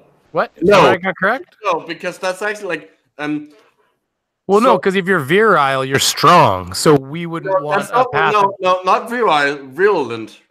But virulent is still the same. I think it's that's two different things. I'm looking up that definition now. That's actually so a lot of the diseases that really attack us are things like Ebola, for example. Those are called zoonoses. They're diseases we get from other animals. Yeah, but virulent does kind of similarly mean just extreme, severe, harmful in its effects. So I mean, it is kind of. But a pathogen doesn't actually want that. What you notice is that zoonoses are much more severe, but that the diseases that are native to us, that they're supposed to be here. They have evolved to be able to attack us and use us as their primary host. You're talking about the most successful ones, or the ones that are the least virulent. Yes, I know what you're saying. A pathogen will actually once it we become its primary host, or any other animal become its primary. It's like rhinovirus. Colds are the most successful virus in the world. It will actually evolve. At that point, it will actually evolve to be less virulent. Because that, killing you off your host quickly limits your spread. Yeah, that's why Ebola doesn't make it very far a lot of times. Yes. Well, also because Ebola isn't actually that good at spreading. But that's another story. Yeah, but you know what I mean. It was self-limiting in the past. Like the villages, there was always stories they'd come across entirely dead villages where they're like, we don't know what killed them, and it was just they killed everybody. Yes. So actually, that's why I'm saying that you don't want. If the worst case scenario wouldn't be a highly virulent zombie virus. It would be a zombie virus that's actually kind of that doesn't damage or kill the host very easily. because that would allow for it to higher spread. Unless in this case, virulence means like its ability to turn you into a zombie. Like that doesn't clear. And yes, I'm taking this way too seriously. Because it's fun. Hey, there's a document about it, bro. Well, okay, so what we're gonna do now is we're gonna drop the veil. Yeah, we're gonna drop the veil on this document. So most people, if you haven't figured it out by now, this document is not talking about something real. Okay. Go up to the top and oh yeah. Let me go back to the top. And let's read what it actually like the description they give and the reasoning. Yeah. Because it's actually kind of interesting. Okay, now let me go back here and present myself. Okay, so let me get up to the top of this document. I've already posted a link to the document in the side chat, so anybody that wants to go and read. Someone else has already done that multiple times, so yeah, I know, and thanks to the person who was so adamantly honest to show everybody what we were talking about. So let's read the. But thank you though for being. Let's read the disclaimer. Yeah, so let's go ahead and read the disclaimer. And let's read the disclaimer. Okay, so go ahead, Micro. Disclaimer, or I should shout that disclaimer. This fictitious plan was created by junior military officers undergoing training related to the Department of Defense Joint Operational Planning and Execution System, JOPS. I'm not sure how to pronounce that. The formalized process by which the department conducts all contingency planning and execution. In an effort to learn the JOPS process and to do it in a more interesting way, the students were assigned this completely fictitious scenario and directed to use JOPS to develop a written contingency plan. Using this fictitious scenario avoided concerns over the use of classified information. It resolves sensitivity to using real-world nations or scenarios, and it better engages students. And then it says disclaimer again over here. Plan 4x8 disclaimer. This plan was not actually designed as a joke. During the summer of 2009 and 2010, while training argumentees, I'm not sure what that word means, from a local training squadron. Augmentees. That's like if you have your main force and then you bring in extra people, they're augmentees. Like you're augmenting it. Okay, that makes sense. Right. About the job, the JOPP. Members of U.S. Stratcon compound found out by accident that the hyperbole. I can't read this. It's very blurry. That the hyperbole involved in writing a simple survival plan actually provided a very useful and effective training tool. Planners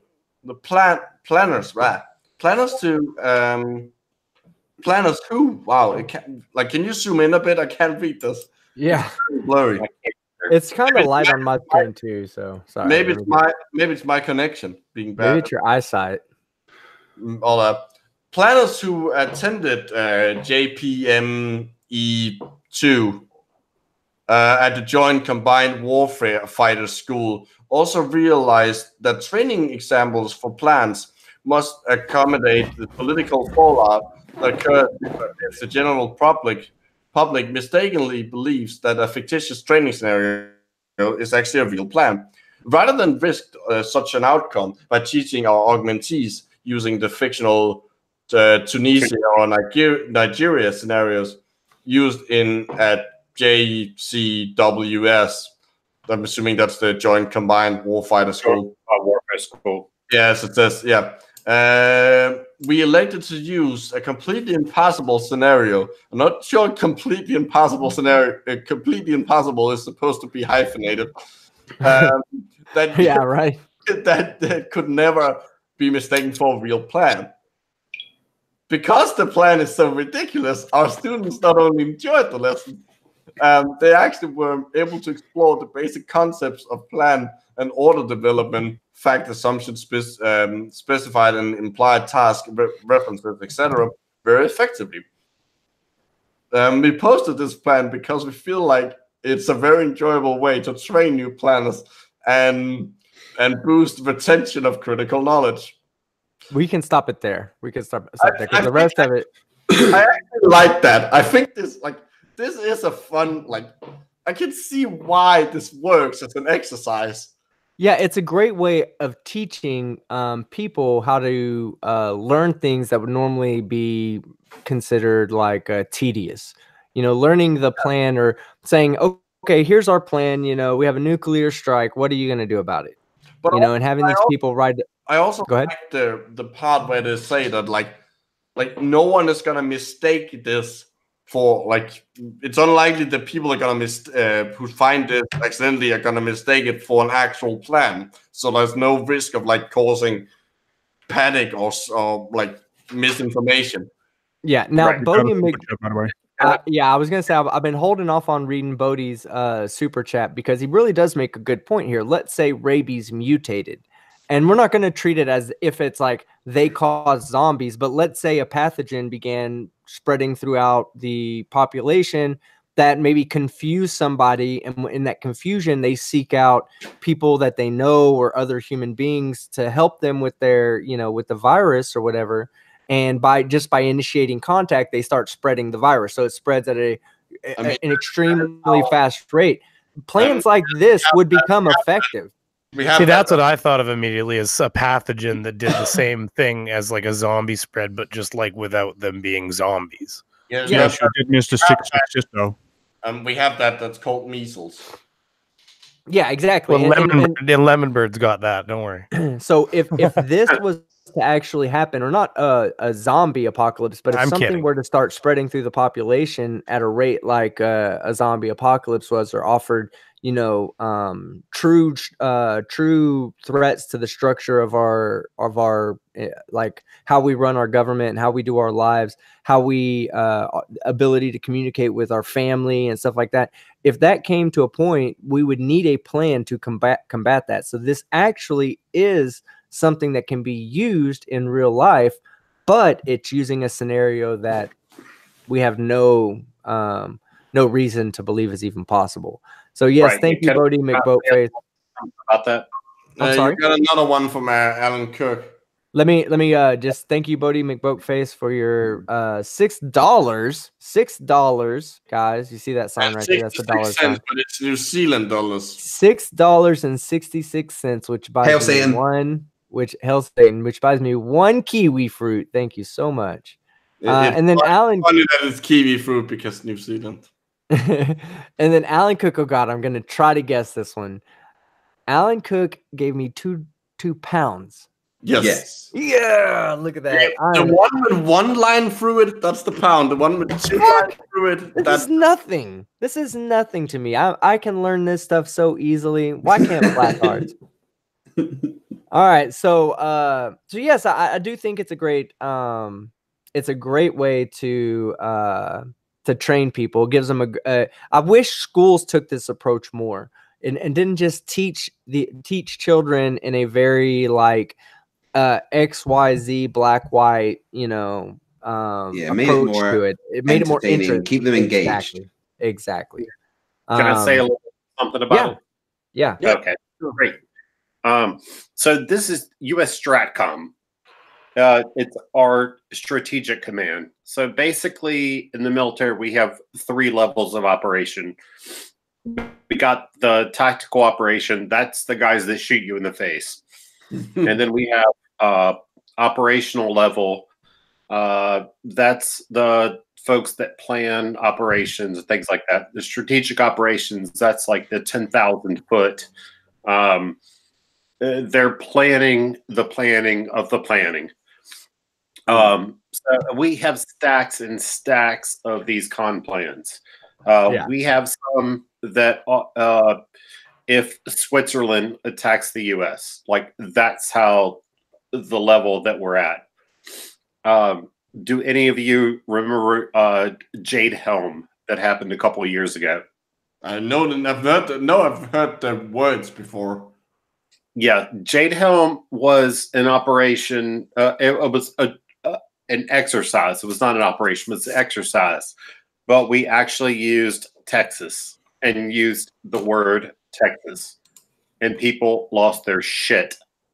So that's why it's advantageous to use zombies, because nobody is going to believe zombies, but people thought that we were actually going to attack Texas.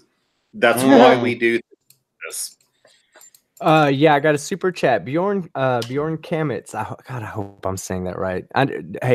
Dane. Bjorn. I'll say it like him. Hold on, I can't hit that tone. Let me try. Well, to be fair, he would probably pronounce it in Swedish, which it would be different from how I would pronounce it. Okay, Bjorn. Bjorn Kamitz.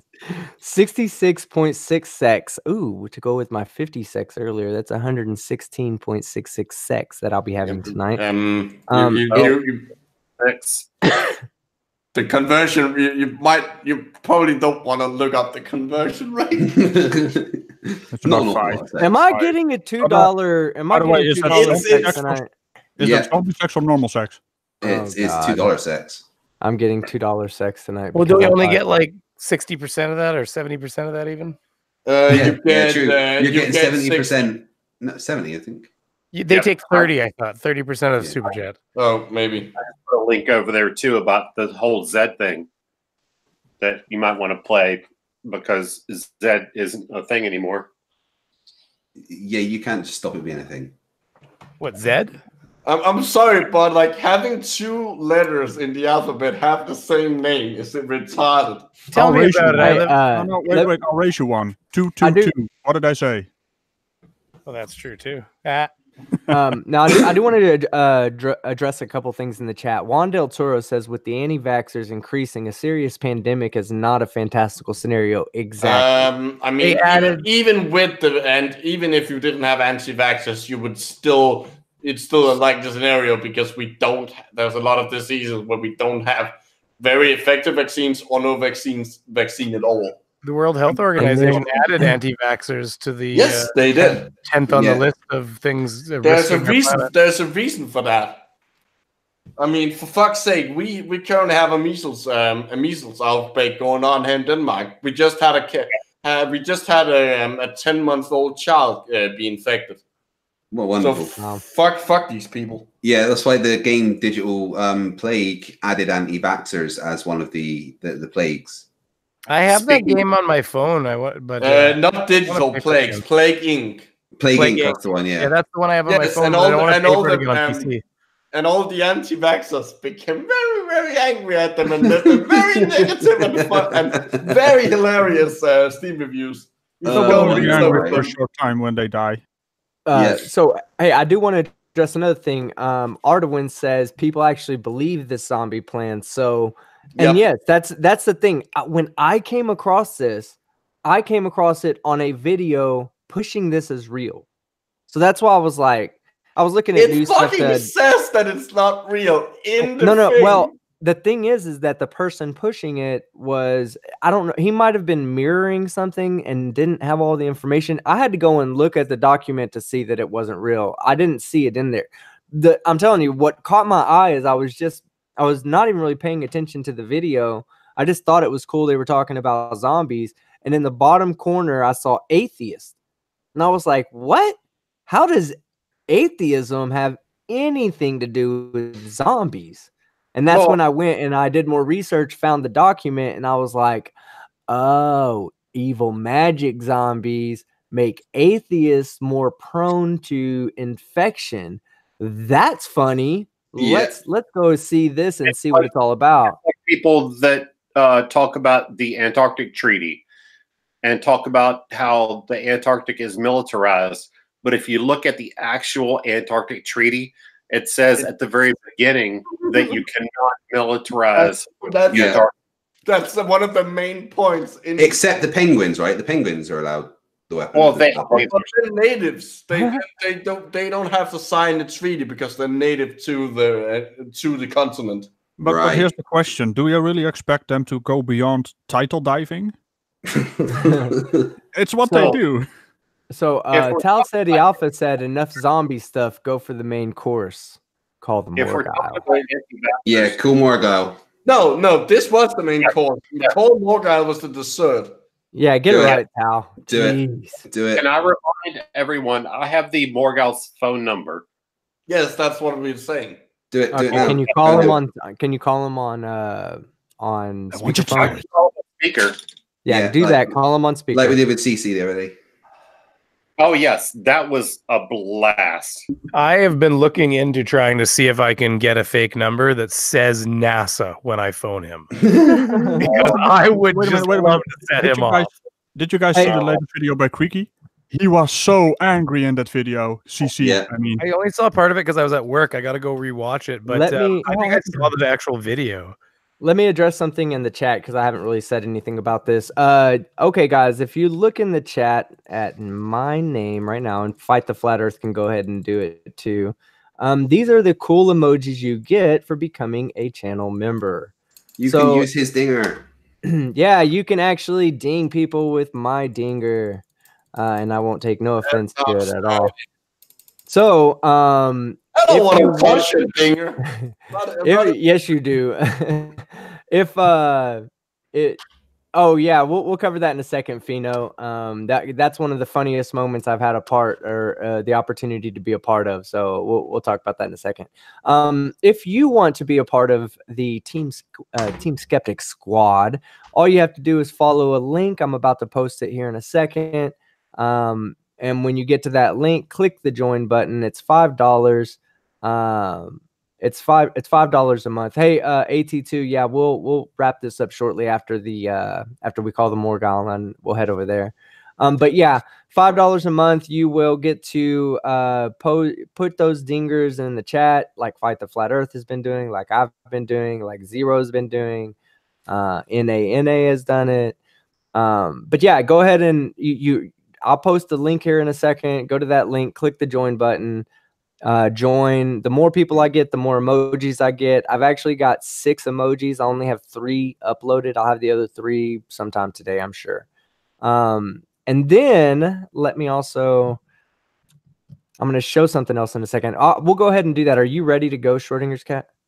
I am, and what I propose is if nobody answers and we get to voicemail, then we all take turns leaving just maybe a 10-second note. I think I missed something. I'm not gonna actually. I'm not actually gonna do that. What I'll do is, I mean, if he doesn't answer, it's not like he's screening them for us to be calling. You know, it probably means he's just not available, and I'd rather not continuously call another person. And okay, this is my personal opinion on that. If he doesn't answer, then he doesn't answer. That's fine too. That seemed that like, yeah, like it's fun. It's fun to call him and maybe talk to him over the phone. But like, let's not harass the guy over the phone by continuously calling him. That's a bit of I didn't mean continuously call. I mean on one voicemail. Can we do that? How long can you actually make a voicemail? I don't know. Well, fuck it. We'll just call and see if he answers. Phone him. Do it. Okay. Schrodinger's the phone guy now. It's ringing.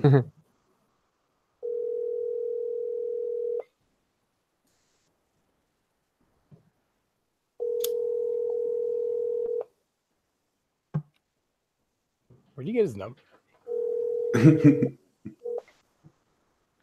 Oh, come on. I got a voicemail. He's probably busy beating his wife. Thanks for calling 864-315-7892. Sorry, I can't take the call right now, but if you leave a message, I will try and call you back.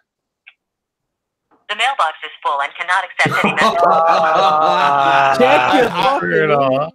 Check your voicemail, man. God, I'm gonna hazard a guess that we're not the first people to call him. Does he leave his number on? You have a new member. Hey, yeah, Bjorn Kamitz, thank you, man. I appreciate it. So that's what the green names are. Hey, Yeah, man. and another new member. Not a new member. Oh, another new member, Ardawan. Thank you, sir, very much for helping support the channel. How does this member thing work? One day this beaver will be monetized. Well, his voice. the member thing is just that it's just like a channel membership subscription, but you get to use that emoji and this one. No, like and this one. What are you? Oh, that's what the paid membership thing is. Okay. Yeah. Yeah. It's maybe Ardawan, when you get out of college and it's what? Ardawan. What was I saying? Ardawan. Ardawan. My bad, man. You can berate me later. I love playing with Team Skeptic's Dinger. Yeah, I have the best dinger in the world. This is it's actually like Obi-Wan then, eh? Yeah. Look, I got to give credit where credit is due, because I actually haven't even asked him if he is okay with me using this. I hope he says yes. Godless Engineer made this dinger for his channel, and it's so badass. I'm such appreciative that people love the meme. This is what it's all about. It's all about having some fun, calling people idiots who have idiotic beliefs that they think that they can will upon the world, and that's what we do. We ding them up. So. Well, sometimes we talk about zombies, and we talk about zombies. Team Jainism has just dropped a new video. I will look at that tonight. It's called The Desperation of Globe Proponents. Oh, that's a missed opportunity. I thought he was going to call it interesting. Snap, Just bro. Let me say real fast that I had to put my truck in 4-wheel drive to get over GE's dinger in my driveway.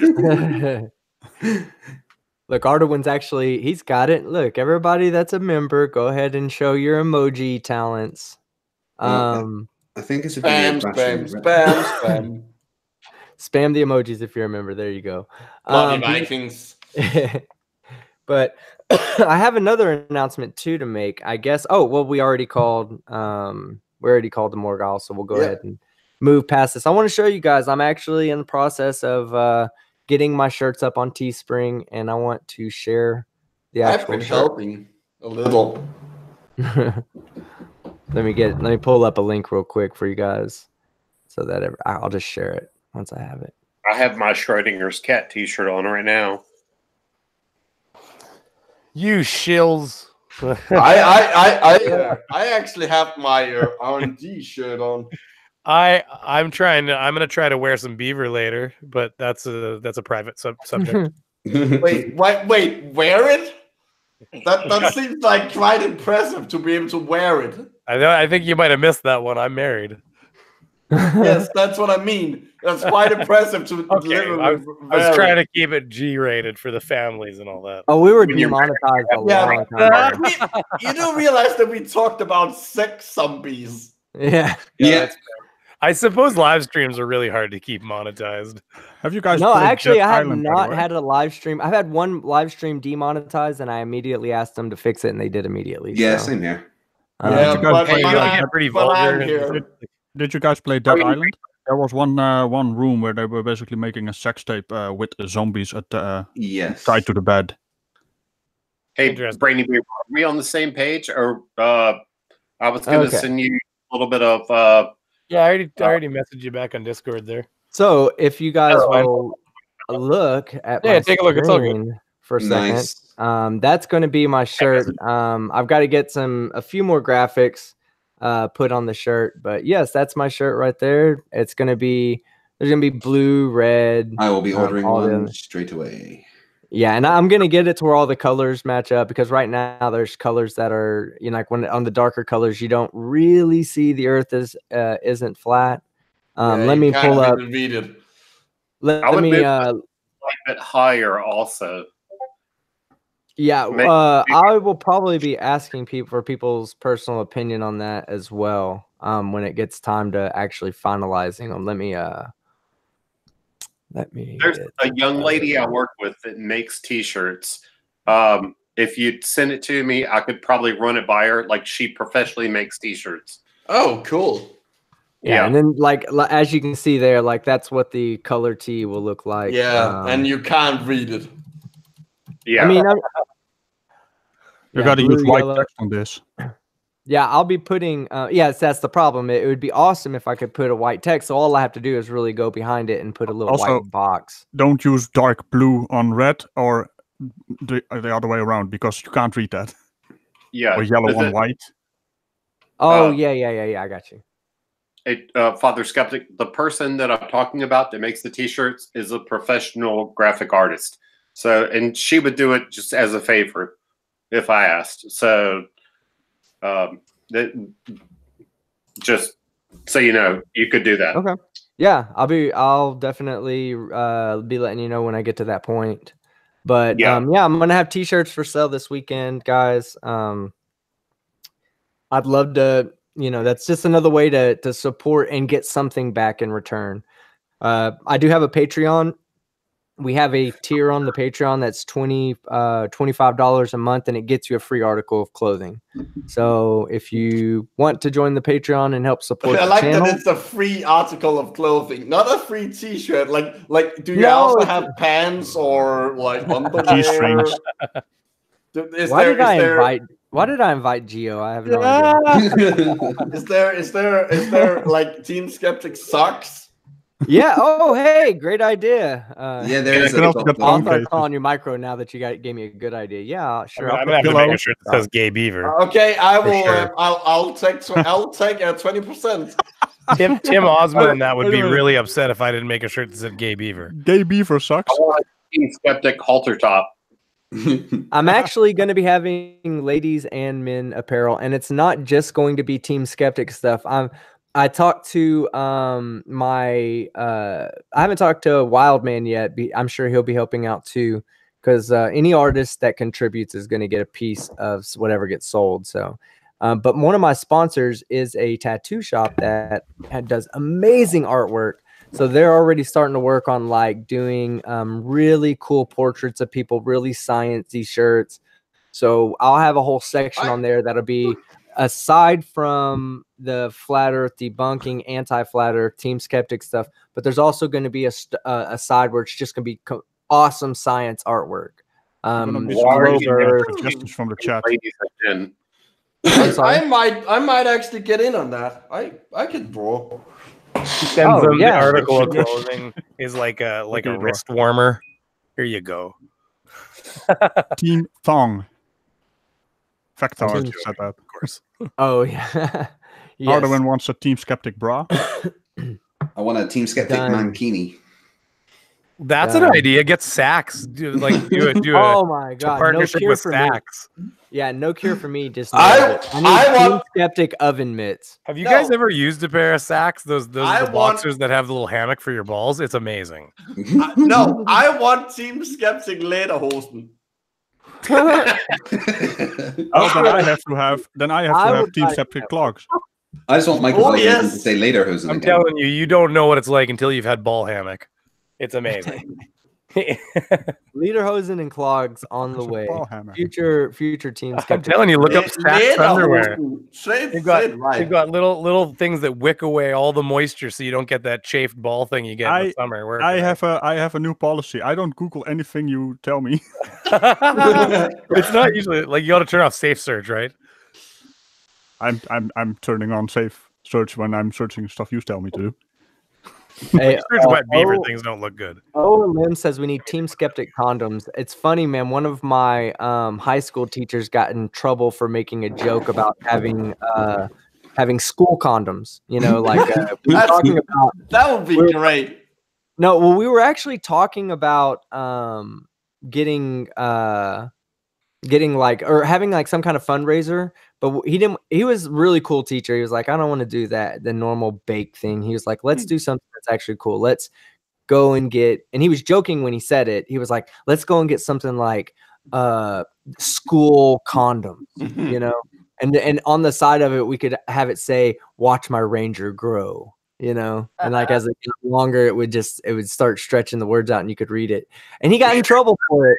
And we were like, who the fuck told on him, man? We were like, it was a small group of kids. I mean, and it was obvious that it was a joke. Or Yeah, it was so obvious it was a joke. I mean, he Yeah, wasn't. but these people are saving the future. Come on, social justice. William Science in the chat. My high school's team's name was the Trojans. That's awesome. Diogo, there will be some women's clothing as well as some like yoga pants that I'm not sure what it's going to say on the side of it, whether it's going to say like Team Skeptic. No. Skeptic. What you need, if it's yoga pants, you need to have it written not flat across the butt. Yeah, have it. You need a globe earth. Oh yeah, I could put a globe earth on the ass. That'd be nice. It says globe. No, it needs to be a moon.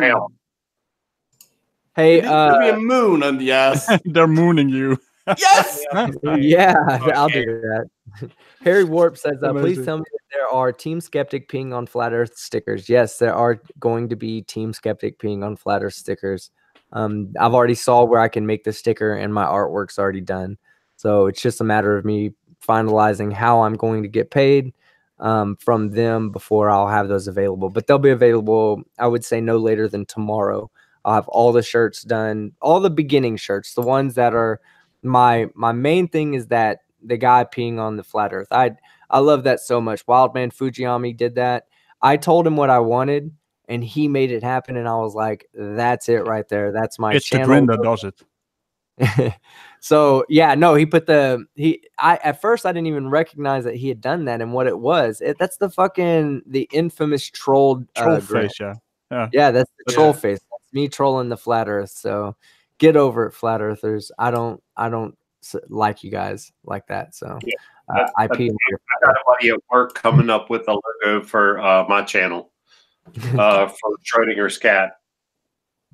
And then I want to do this as a gag gift. I want to get like, you know, those things that you throw in the toilet, like at a public bathroom that keep the water from splashing up on your asshole.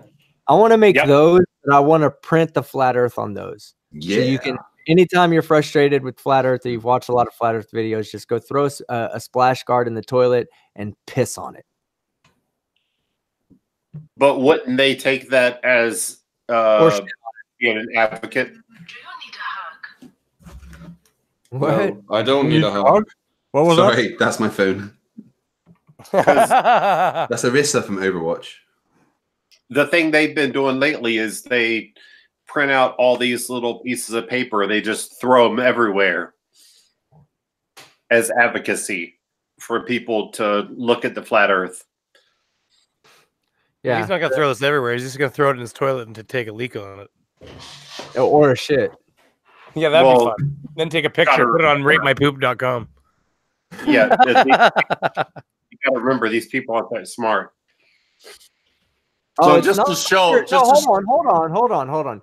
You're getting it wrong, Schrodinger's cat. I'm not selling it to protect the flat earthers, asshole. I'll be selling it to the globe earthers who want to piss and shit on the flat earth.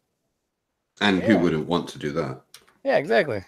Look at that. Rodent, no last name. You can get blue urinal pucks printed with images of flat earth. Yeah, let's go do that for the Flat Earth Conference and then go put them in all the urinals inside of the hotel. Funny. That would be great. And then that's awesome, actually. That would be really cool. You get recorded as a prank and you changed out all the urinal pucks. Like, don't change it, just throw it in there. That's just yeah. I'm not touching Oh yeah, get the gloves on. Just pretend you're part of house cleaning. No. Is that still a thing? Because I still want to show up if that's going to be a thing. I mean, they're planning it to be a thing. The Dallas conference. Oh yeah, that's definitely happening. Actually, there's an email I need to respond to of a professor from the University of Texas who is offering us space in the University of Texas to hold our own conference. Did you contact him about that? Who did the contacting? He contacted me. It should be. Are you talking? But how about did he find out? You right? UT Dallas, not UT. UT is like 180. Well, he must have heard us talking about it on one of the streams. Oh, I see. Yeah. Okay. What am I thinking? It has an offshoot campus up at Dallas too, but I think it's mostly business. And then there's UTD, which has a great computer science and physics department. So that may be where but it's considered University of Texas at Dallas. If there's an email link where we're all talking about this, I need to get in on it because I have wife permission to actually go. Awesome. It seems like even if I can't get fun, I'm still going to figure out a way to go, and I'm definitely going to be there. And it seems like there's going to be quite a few of us getting together. And even if we cannot get access to the Flat Earth conference, teams already been talking about setting up outside with, booths saying the Earth is not flat. Change my mind. But we can also hold our own conference and a get together, and have some community fun. Just all actually, us all meeting each other and shaking each other's hand would just be enough. I'm assuming that as it's Texas, there's like shooting ranges on every corner. So can we go to one? Yeah. Team Skeptic, Bodie is asking for the link to the membership thing. I just gave the link. It's funny, Craig. You never shot a gun before?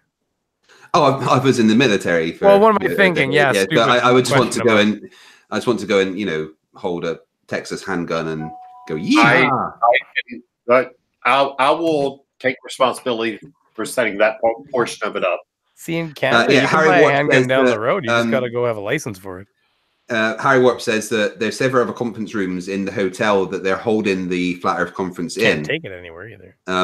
But yeah, that would be an idea, but I imagine that'd be quite expensive to actually rent out a proper conference room.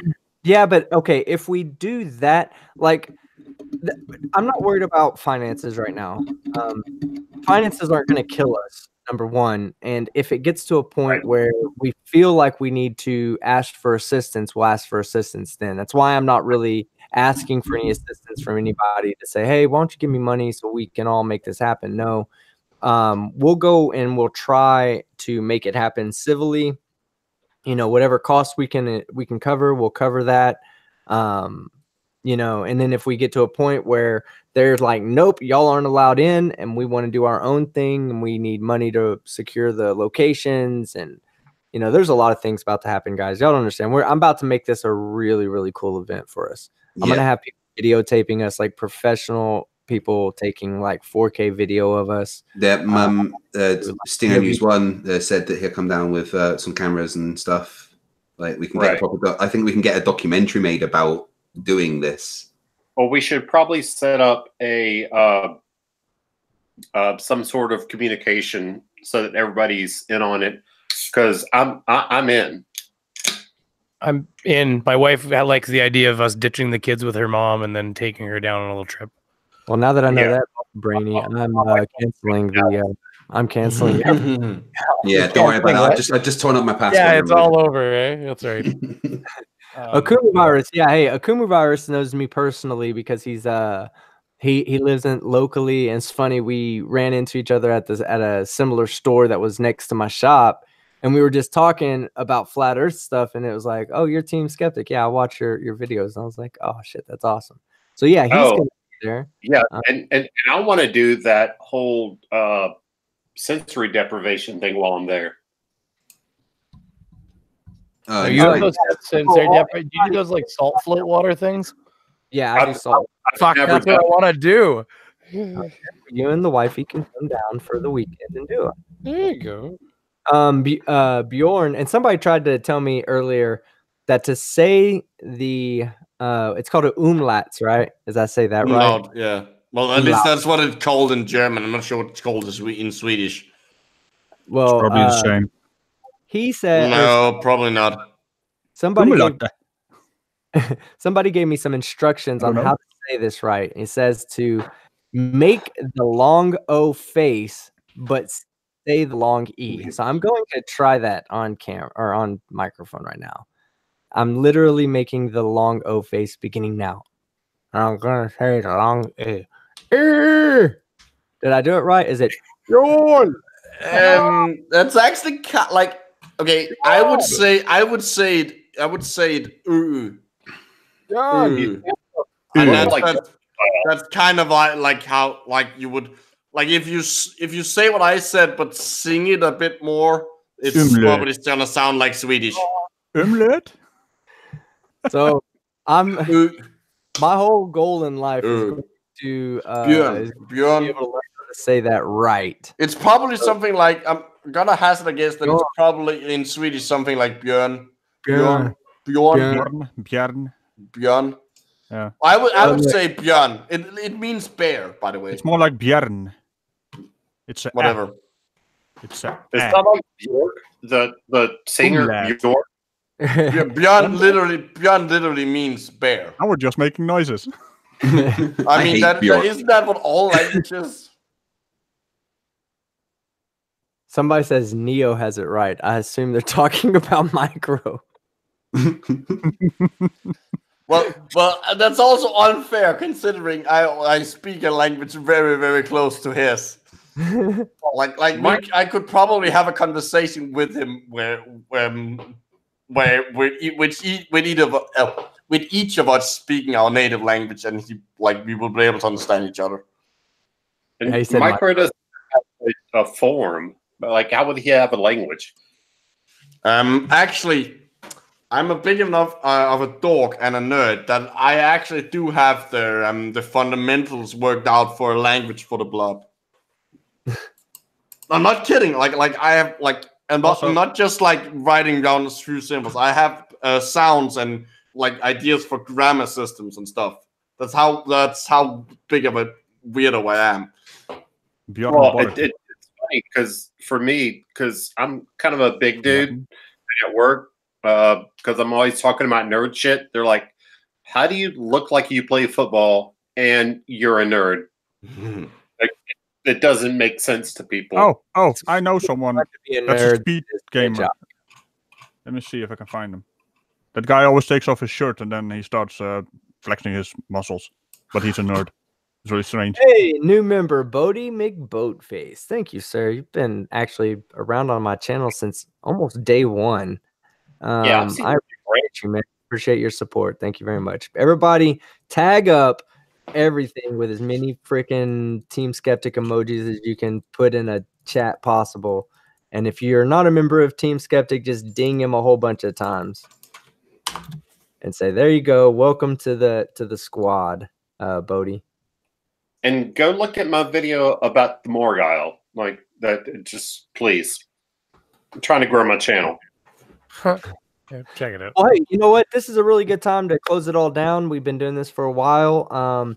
Again, guys, the zombie stuff, the zombie stuff we were covering earlier, obviously it's not real, but it is. I mean, the document is real. Yes, the document is real, and anybody can verify this for themselves. But it's a great way to approach how you want to, how you should survive, not die. People, well, yeah, not die in case of the zombie apocalypse. But it really is. Are you tired of dying? There's got to be a better way. Do you know what type of zombie is attacking you? Because that is key. Are you an atheist? Introducing the zombie identifier 3000. If a zombie points his dick at you, run. Wacky waving flailing arm man? Yes. And men's. That's the wobbly air man. Yeah. Family Guy. You know those long tube balloon things. Yeah. Wacky waving flailing arm man. Yeah. Hey, so out of curiosity, somebody had brought this up first in a comment on one of my videos, and then they said something about it early at the beginning of this live stream. What's up with M. Benz? Did he take my debunk videos just too hard? Because he disappeared. Yeah, man, you really upset him. He made part 1. I made my video. Then he came out with that "I'm not a debate channel" video with my name and face, or my face, not my name in it, but my logo face in there.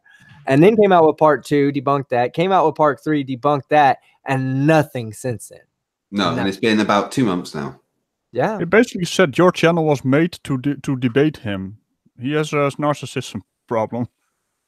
everything is so centering around him. Also, maybe he finally just took off from all the flapping of his arms. Have you called the hospitals around where he lives to see if he's... I see in one video is Team Who.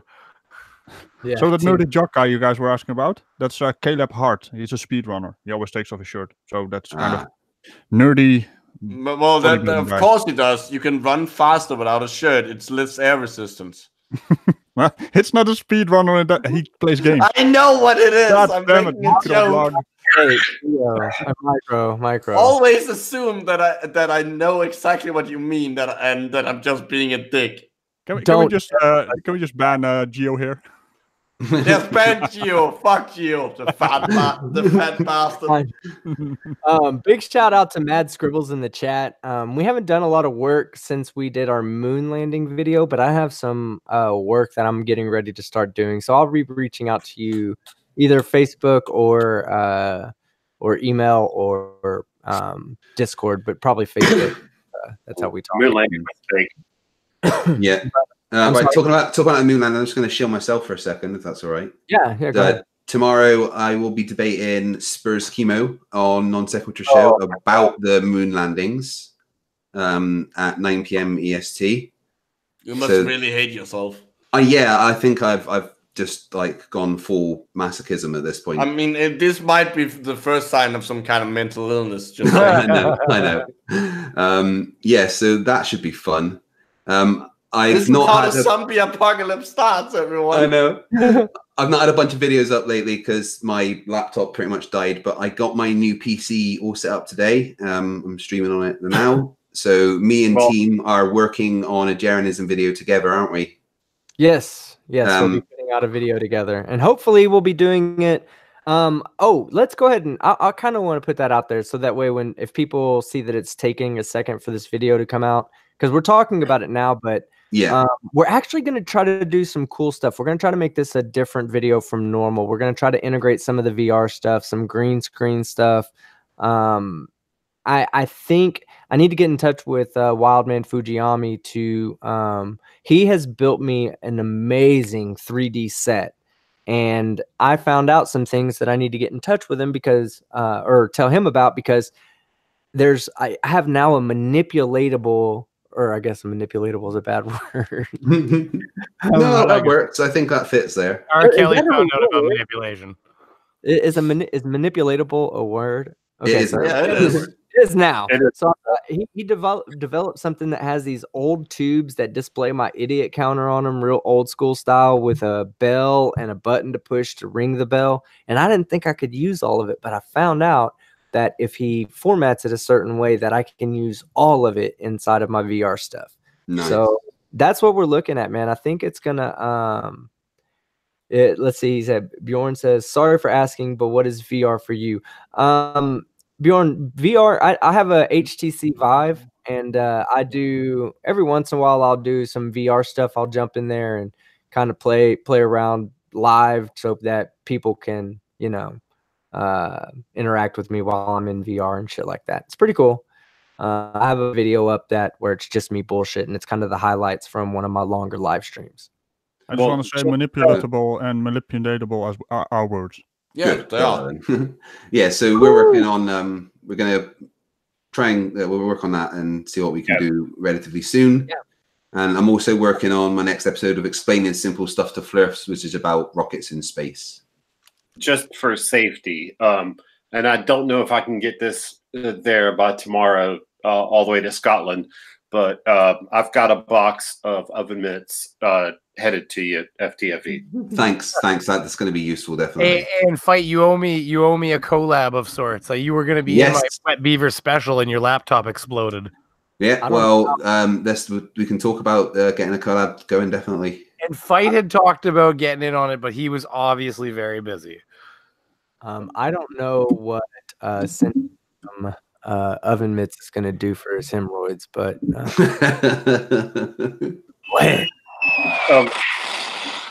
Yeah, I just hit 7,000 subscribers. So I just want to say thank you to everyone for subscribing to me. Yay, congrats. Yeah, congratulations on that. You do great work. I mean, all of you, except for me, do great work. How you doing? Fine. Hey man, your videos are funny and entertaining, and you just need to sort the audio levels out. And I think you've got a unique style there. Yeah, I've got the new mic. I just gotta. I could use advice from you guys. I'll have a chat with you about editing software. I can share my editing software with you if it's better than the one you've got. So we'll have a chat there another time. I'm not very good at what I'm doing. I gotta jump out, guys. It's time to put my little ones to sleep. So I know you're about to end it anyways, but yeah, have a good night, guys. I'll talk to you guys all later. See ya. Brainy Beaver for everybody watching. Yeah, sub to Brainy Beaver. He's funny. All right, thanks, buddy. Okay, bye-bye. Bye-bye.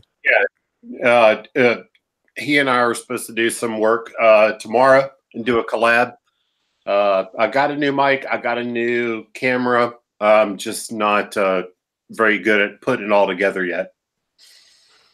Well, team and me, I'm sure, and Radical will be happy to give you some hints on editing. I mean, frankly, yeah. I'm still learning myself, especially my new green screen stuff. But you know, once you get used to what you're doing, it's fun to play around and create your own stuff. It's a lot of fun. I've noticed that doing things is basically the thing how you learn this stuff, because my first videos were kind of not energetic, and now it's all energetic. So I watched a few of my first videos, and there's a difference. This video I did with on the Morgile was it was a ton of fun. I didn't have my microphone yet, so my audio was fucked up. But it was the first time that I actually had done some splicing, and that was a shit ton of fun. Nice. Yeah.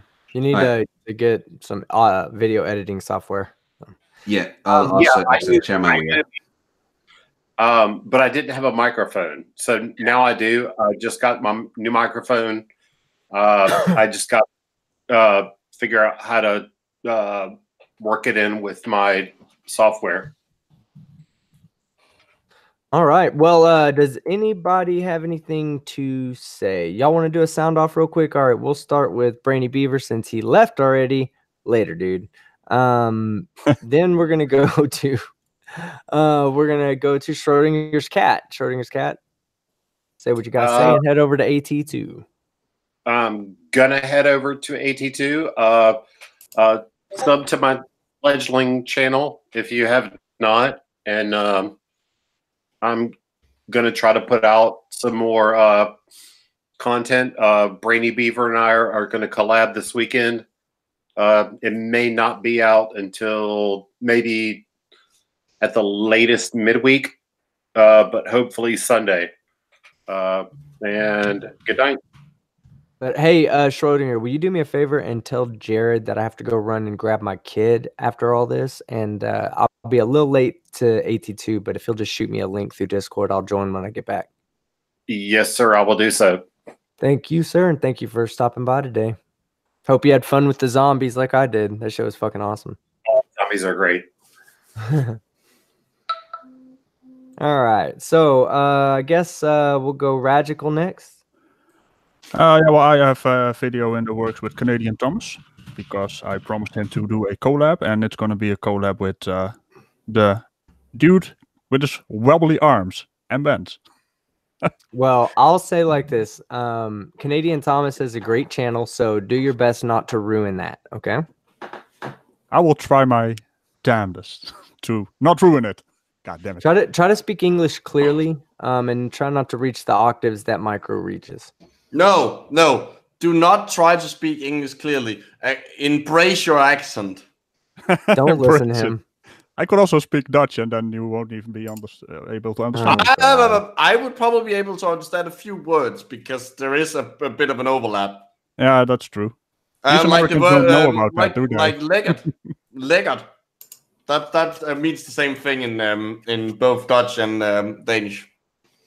The pronunciation is probably a little bit different because I can't recognize it. No.